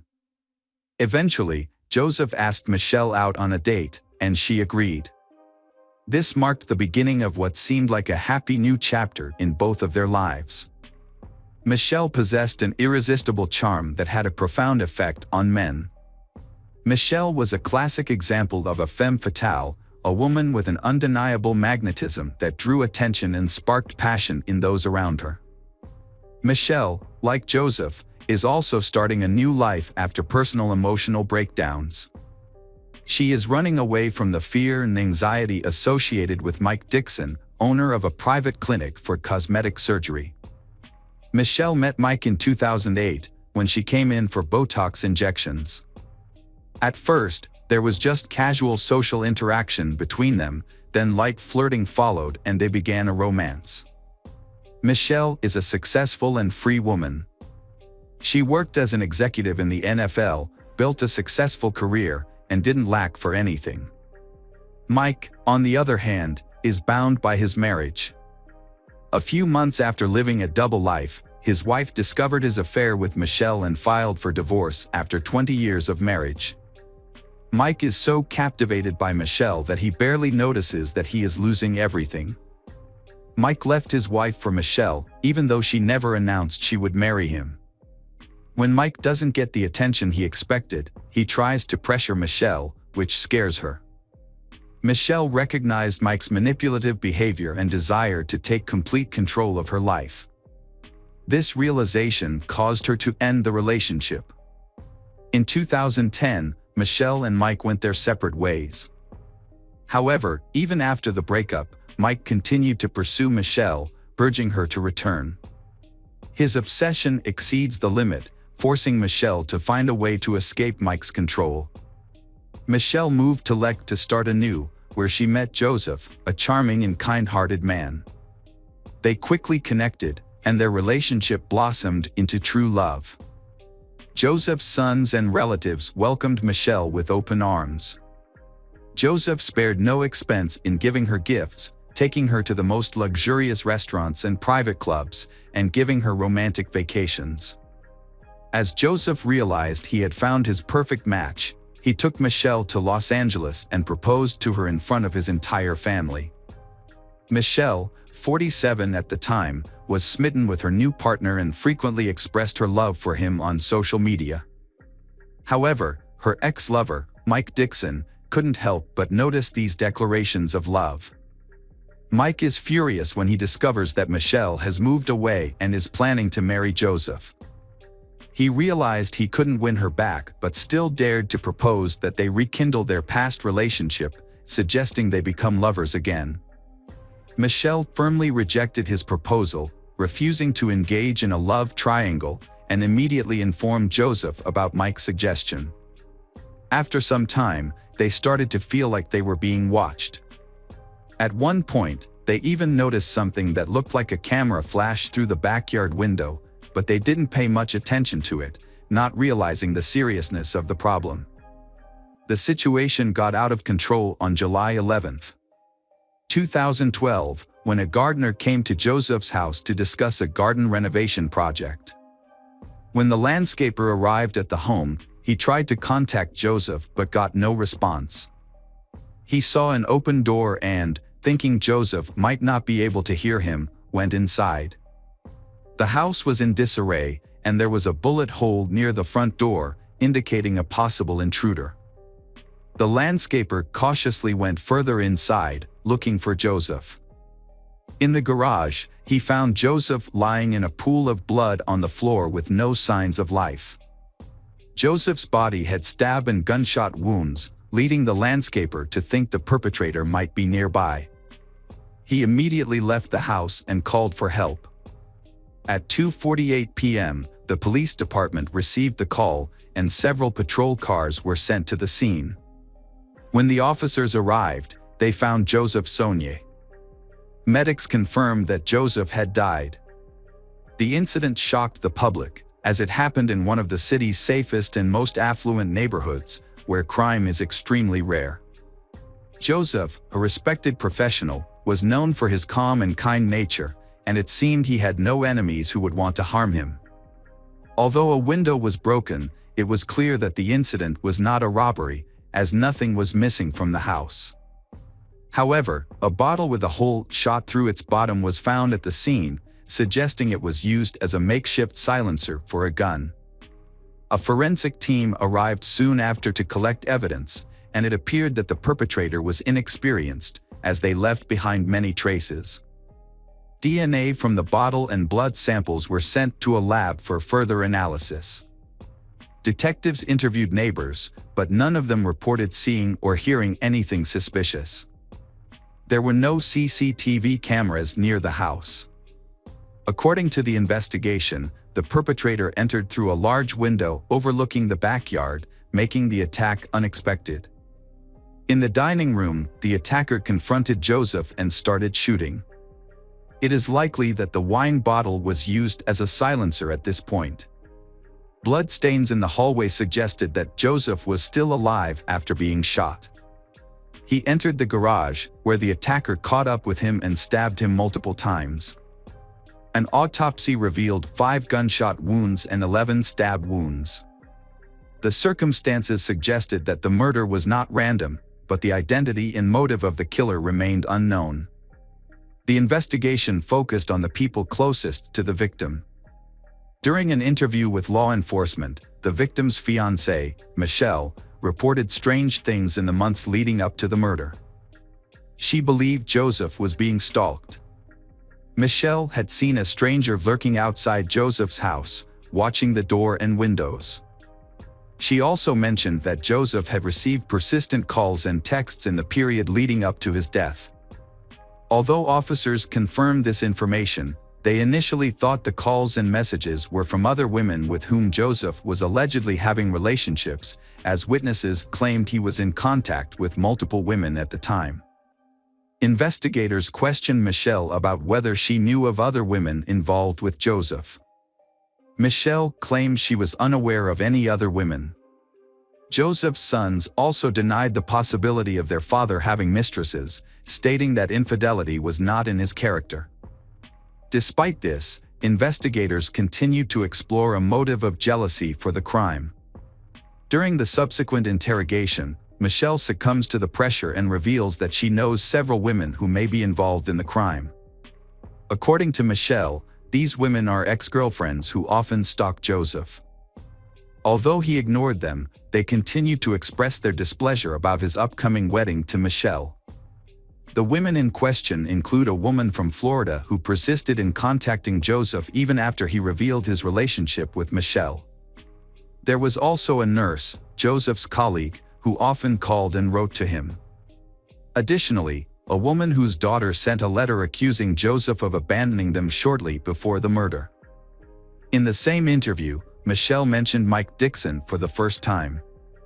She hadn't thought about Mike spying on her and Joseph before, because Mike stopped paying attention to her after she refused to be his lover. Michelle assumed that Mike had accepted her decision to marry Joseph and move on with his own life. The police visited Mike. He cooperated and spoke with the detectives. Mike revealed that he had been deeply in love with Michelle and had even divorced his wife to pursue a future with her. However, after Michelle rejected him, Mike gave up. He started a new relationship with a younger medical student who corroborated his alibi. At the time of the crime, Mike was at work and then spent time with his new girlfriend, which confirmed he couldn't have been involved. The investigation encountered significant obstacles.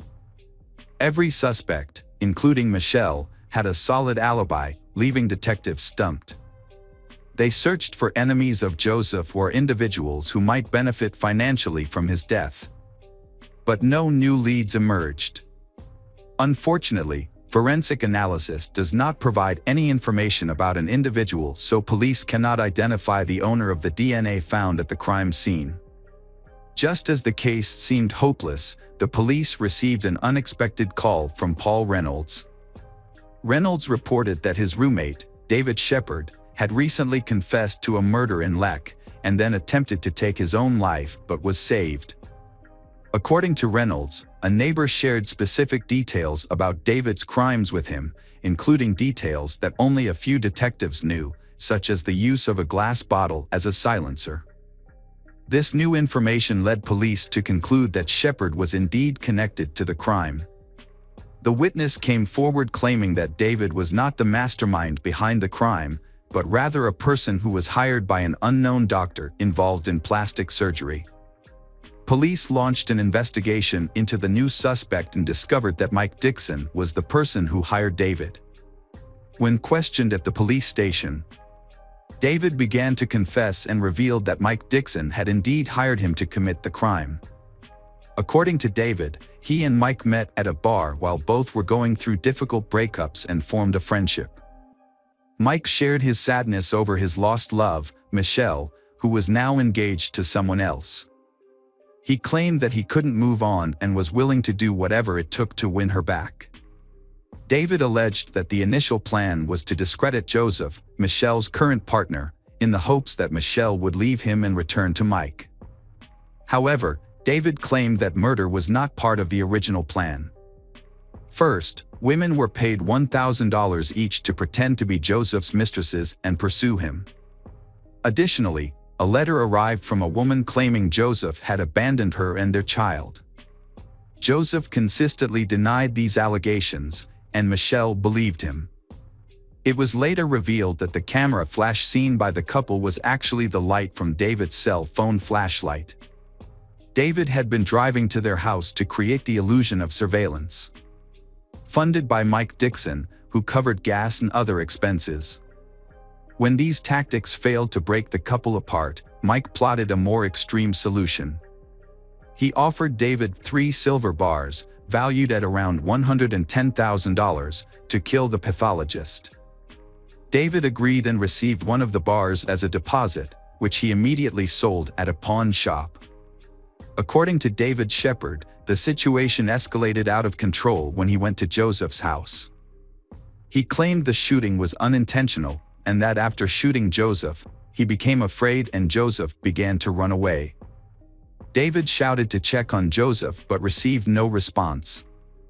He then followed Joseph into the garage, where he found Joseph lying still and heard his last breath. David rushed to check Joseph's pulse and confirmed that Joseph was dead. David admitted to stabbing Joseph several times but could not remember the exact number. David also admitted that he considered calling for help using Joseph's phone, but ultimately chose not to. Instead, he put the phone back, mutilated Joseph's body, and then went to Mike's house to get the rest of the gold before attempting to take his own life. According to David, he didn't fully understand what he was getting himself into. When he faced Joseph, he realized he could not continue killing. If it weren't for an accidental gunshot, Joseph might still be alive. Mike Dixon was arrested by the police on the same day and charged with first-degree murder. This was based on testimony from David, as well as a large amount of other evidence that included incriminating phone calls and text messages where Mike made explicit confessions. When Mike Dixon was first interviewed by detectives, they had hoped he would confess to the crime. However, he denied everything and asked for a lawyer, which led to a lawsuit. David Shepard, who had been involved in the crime, made a deal with the prosecutor where he pleaded guilty to his role and gave up his right to appeal the sentence. As a result of this deal, David received a life sentence without the possibility of parole, instead of the death penalty. Mike Dixon, on the other hand, maintained that he was not guilty, despite the circumstantial evidence against him. However, in a surprising turn of events, David, who was a key witness for the prosecution, changed his story during the trial.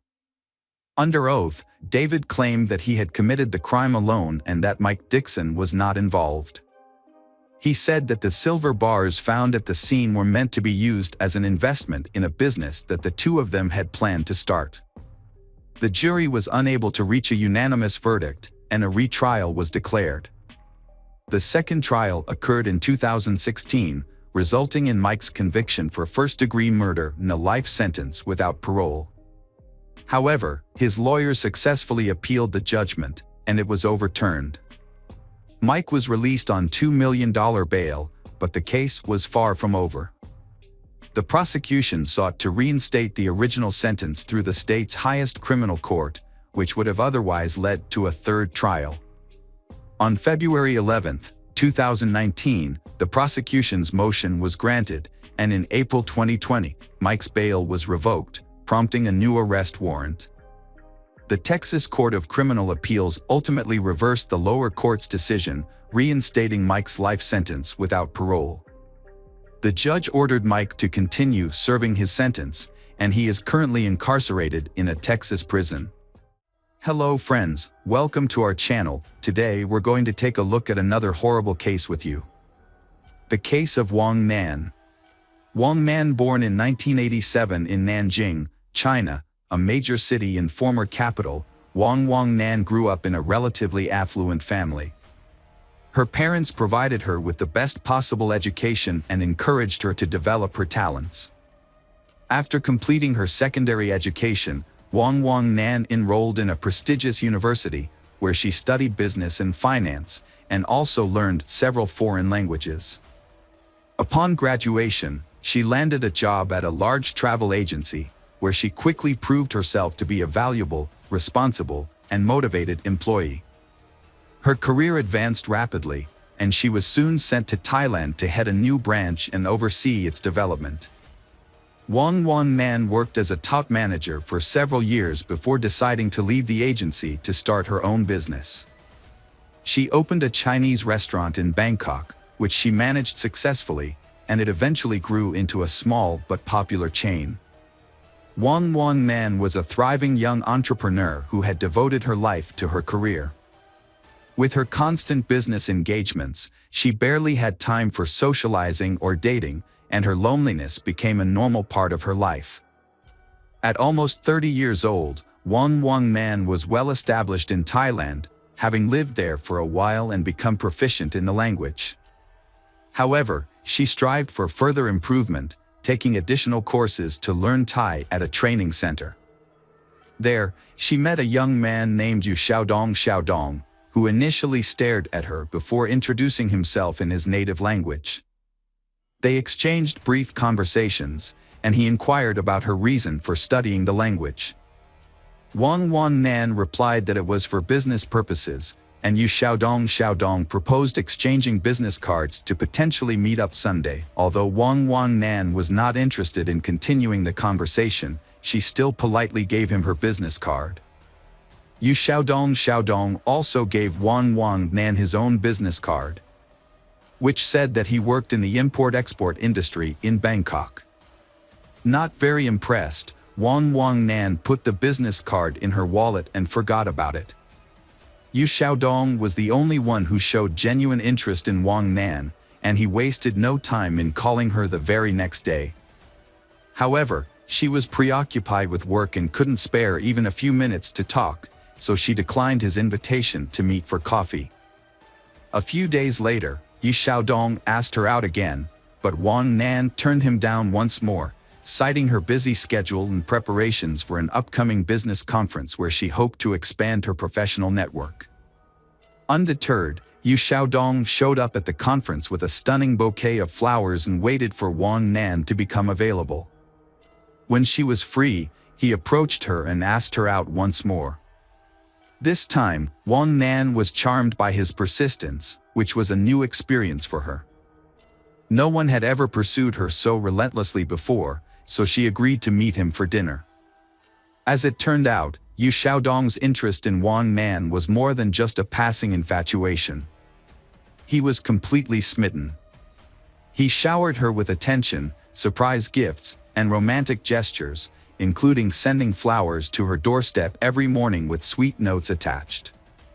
He also called her at least twice a day to wish her good morning and good night. Wang Nan had mixed emotions about the situation. While she was irritated by Yu Xiaodong's all-consuming infatuation, she was also flattered that someone was making such an effort to win her heart. As a result, she found herself unexpectedly entering into a romantic relationship. Yu Xiaodong went out of his way to woo her, not only romantically but also by trying to be perfect in every aspect of their relationship. He shared her interests and opinions, learned to cook her favorite meals, and planned exciting activities for them to enjoy together. He was also eager to help her with her work and household chores at a moment's notice. Wang Nan was over the moon with happiness, feeling as though she was living in a fairy tale. Yu Xiaodong's behavior, however, was moving at a breakneck pace. Despite having only been together for a few months, he was already making plans for their wedding and discussing potential names for their future children. This made Wang Nan uncomfortable, but Yu Xiaodong would counter by pointing out that they were both in their 30s and that it was time for them to start thinking about building a family. That night, Yu Xiaodong wrote a heartfelt letter to Wang Nan, expressing his deep affection and commitment to being a good husband and father. The next morning, he arrived at her doorstep with a bouquet of flowers, reiterating his seriousness about marrying her. Wang Nan jokingly mentioned that the courthouse wouldn't open for another hour and a half, but Yu Xiaodong suggested they go there immediately. To her surprise, the courthouse was open, and the officer responsible for registering marriages was already at his desk, ready to formalize their union. Yu Xiaodong had secretly arranged for a hasty marriage ceremony to take place early in the morning. The whole event was unusual and lacking in formality. There were no guests, no exchange of rings, no wedding dress or veil, and no commemorative photographs. Wang Nan couldn't shake the feeling that the whole thing wasn't really happening, especially since she hadn't even introduced her new husband to her mother, with whom she was extremely close. Before she knew it, she was holding a marriage certificate in her hand, and her newlywed husband was standing beside her, beaming with satisfaction. Wang Nan's marriage was troubled from the start. She had second thoughts about marrying Yu Xiaodong almost immediately after the wedding. Initially, she had hoped he would be a reliable partner, a man she could depend on. Unfortunately, her expectations were not met, and her new husband's true nature soon revealed itself. Yu Xiaodong spent most of his time at home playing video games, using his wife's money without contributing to their household expenses. Whenever his wife asked him why he wasn't working, he claimed his business was slow due to seasonal fluctuations and that he was just taking a break. However, her suspicions grew as time passed, and she decided to investigate his business. Her findings shocked her. His supposedly successful import-export company existed only on paper and business cards. Wang Nan was horrified, realizing too late that she should have had a prenuptial agreement. Now, her husband could freely spend her earnings, and if they divorced, he would claim her assets. During a tense conversation, Yu Xiaodong broke down in tears, promising to turn his life around and find a good job. However, it soon became apparent that he had no intention of looking for work and was content to rely on his wife's support. Yu Xiaodong, a grown man, consistently acted like a child. He spent most of his time playing computer games and expected his wife, Wang Nan, to pay for his personal expenses whenever he helped out around the house or assisted her at the restaurant. Wang Nan eventually had enough and told him she would no longer give him money unless he got a job. The next day, Yu Xiaodong disappeared, taking their marriage certificate and Wang Nan's identity card with him. Wang Nan only discovered the missing documents that evening when her accountant called to inquire about a large transfer of funds from her account. She was shocked, as she had not authorized the transfer. However, she immediately suspected her husband's involvement. It turned out that Yu Xiaodong had transferred more than $500,000 into his own account, using the stolen documents to deceive the bank into thinking it was their joint decision to transfer their shared money. Wang Nan quickly reported the theft to the police, who tracked down Yu Xiaodong a few hours later as he attempted to withdraw some of the stolen money. Confronted by the police and his wife, Xiaodong broke down and begged for forgiveness on his knees. He confessed to losing a large sum of money through gambling, which had led to threats of death and demands to repay the debt. This was not his first brush with the law, as he had previously served an 8-year prison sentence for robbery in his home country of China. Wang Nan was consumed by shame as she learned the truth about her husband's past. Despite this, She believed that his addiction to gambling was a disease that could be overcome, and she wanted to help him recover and return to a normal life. To support him, Wang Nan agreed to pay off half of his debt and offered him a job as heater of one of her restaurants. Initially, Yu Xiaodong appeared to be grateful for the opportunity and took his new role seriously. He even developed a promising strategy for the restaurant's growth. However, his enthusiasm was short-lived. Before long, he began to spend more time playing computer games and indulging in other leisure activities. Meanwhile, Wang Nan discovered she was pregnant and shared the news with her husband. Yu Xiaodong initially expressed reservations about the pregnancy, and in a moment of hesitation, asked his wife to consider an abortion, which she flatly refused. The disagreement escalated to the point where he threatened divorce and division of their property, but eventually, his demeanor softened, and he apologized for his rash words. Yu Xiaodong later admitted that his outburst was driven by emotional anxiety, but ultimately, he was happy about the impending arrival of their child. However, things took a dramatic turn 2 months later. During a fateful trip, Yu Xiaodong suggested that his wife purchase life insurance, citing the pregnancy as a reason to safeguard her well-being and that of their unborn child in the event of any unforeseen circumstances. This seemingly caring gesture came after a period of harmony in their marriage, where he had been attentive, supportive, and diligent in his role as a husband and expectant father. Wang Nan quickly agreed to her husband's suggestion and even wondered why she hadn't thought of it herself. They purchased insurance the very next day. A couple of weeks later, Yu Xiaodong proposed a vacation to help them relax and unwind.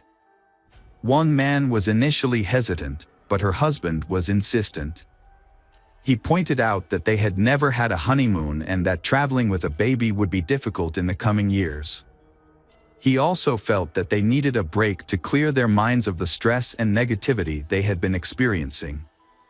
Wang Nan was eventually won over by her husband's arguments and agreed to the trip. He took charge of planning the entire vacation, choosing the destination, booking the hotel, and organizing activities that would be enjoyable and educational, yet not too strenuous for Wang Nan's pregnant state. Wang Nan was happy to leave the planning to her husband and was pleased to see how much effort he was putting into making their vacation special. On June 7th, they visited the park for the first time and spent most of the day exploring its many beautiful sights and lookouts. However, as the summer evening wore on, the park became increasingly crowded, with tourists everywhere. As the sun began to set, Wang Nan noticed that her husband, Yu Xiaodong, was growing angry and nervous. When she asked him what was wrong, he explained that the crowds were ruining their chance to enjoy a romantic sunset in peace. Despite his initial frustration, Yu Xiaodong tried to make the most of the situation, suggesting that they could still have a romantic moment as the sun set. As the park began to clear out, he climbed the fence of the observation deck and called out to his wife, Wang Nan, to join him, promising her an incredible view. However, Wang declined, citing the darkness and potential danger. Yu Xiaodong became angry but eventually returned to his wife, suggesting that they should come back to the park another time to watch the sunrise together. The Wang Nan and Yu Xiaodong returned to their hotel late on Saturday night, so they decided to sleep in and head back to the reserve early on Sunday morning. As planned, they woke up at 3 a.m. on June 9th and left for the national park while it was still dark outside. Their goal was to catch the first rays of the rising sun. When they arrived, they found the park nearly empty, with hardly any other visitors. They watched the sunrise together on an observation deck. Then, Yu Xiaodong encouraged his wife, Wang Nan, to join him at the cliff's edge to see some ancient rock paintings. Initially hesitant, Wang Nan trusted her husband's assurance that he would help her climb down and back up safely. As they took in the breathtaking view, Yu Xiaodong suddenly asked Wang Nan if she regretted anything in life.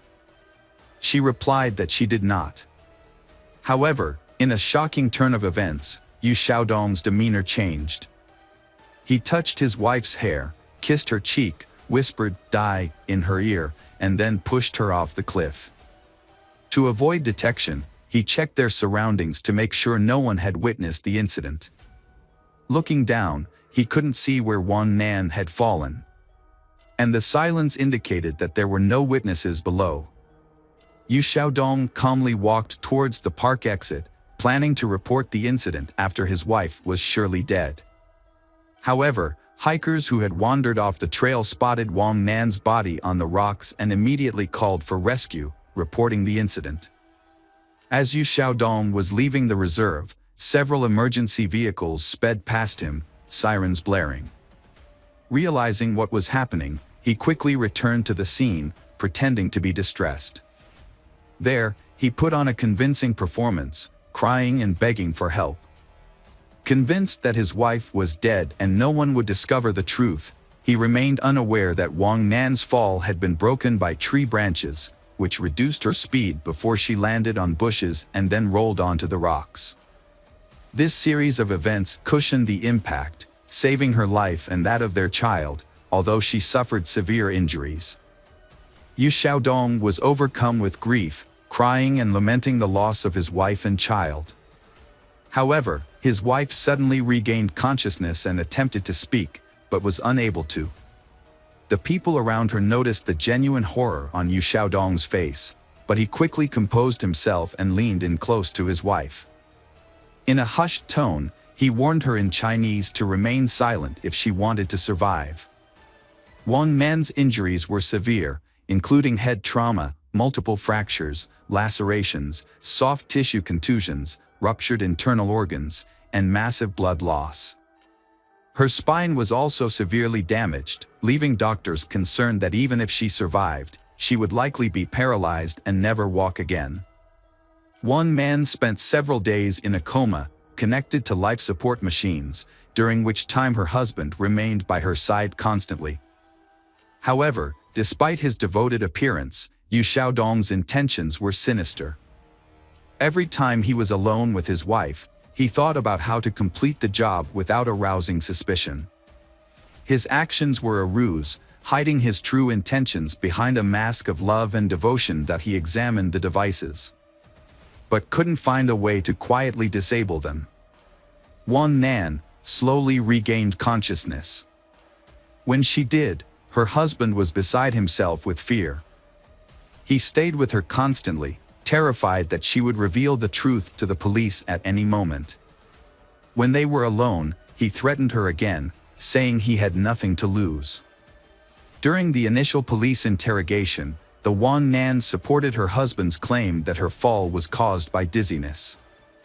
However, when her husband briefly left the room, Wang Nan asked the nurse to call the police again and prevent her husband from re-entering. It was then that she recounted the disturbing story of her fall, alleging that her husband had attempted to kill her. Yu Xiaodong suddenly burst into the room, shouting that his wife was delusional due to her head injury and that he would never harm her or their baby. His explanation was not believable, and he was arrested on the same day. At the hospital, he was charged with multiple crimes, including attempted murder and intimidation, after her husband was taken into custody and sent to jail to await trial. Wang Nan finally felt a sense of relief. Although she still had a long and difficult recovery ahead of her, she now felt safe. Wang Nan initially held on to hope that her pregnancy could be saved, despite the severe fall. However, her medical team advised her to terminate the pregnancy due to the large amounts of painkillers and antibiotics she was receiving, as well as the multiple surgeries she underwent under general anesthesia. The doctors prioritized Wang Nan's life, warning her that the fetus was unlikely to survive the strong medications. This news came as a devastating shock to Wang Nan, but she ultimately followed the doctor's advice. During the trial, Yu Xiaodong vehemently denied any wrongdoing, sticking to his claim that the incident was an accident. He remained calm and composed in prison, hiring skilled lawyers and expressing confidence that he would either be acquitted or receive a lenient sentence. In contrast, the investigators and prosecutor were convinced that Yu Xiaodong had deliberately committed the crime. Motivated by the prospect of collecting a substantial insurance payout and inheriting his wife's fortune, which was valued at nearly $2.5 million at the time. During an interrogation, Yu Xiaodong made a shocking revelation about his motive for the heinous crime. He disclosed that he was angry with his wife for not paying off his entire debt, which had accumulated due to his gambling habit. In his mind, if his wife truly loved him, she would have cleared all his debts since she had the financial means to do so. This perceived betrayal led Yu Xiaodong to believe that his wife did not love him, and therefore, he felt justified in punishing her. After making this astonishing confession, the defendant became silent, seemingly aware that he had revealed too much. He attempted to retract his statement, claiming that he had been misunderstood. Nevertheless, his unexpected admission, combined with Wang Nan's testimony, was sufficient to secure a lengthy prison sentence. In March 2021, Yu Xiaodong was found guilty and sentenced to life imprisonment.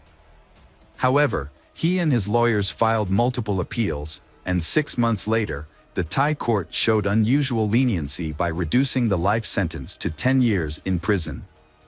Wang Nan and her family were shocked and outraged by the lenient sentence given to Yu Xiaodong, believing it would set a bad precedent and encourage others to commit similar heinous crimes. Yu Xiaodong received a sentence of 10 years for attempting to murder his pregnant Wang Nan. As of now, Yu Xiaodong is serving her 10-year sentence while Wang Nan is challenging the court's decision. Meanwhile, Yu Xiaodong is filing appeals to prove her innocence. Wang Nan has successfully restarted her business in 2023 and also established an organization that provides support to women who have been affected by domestic violence.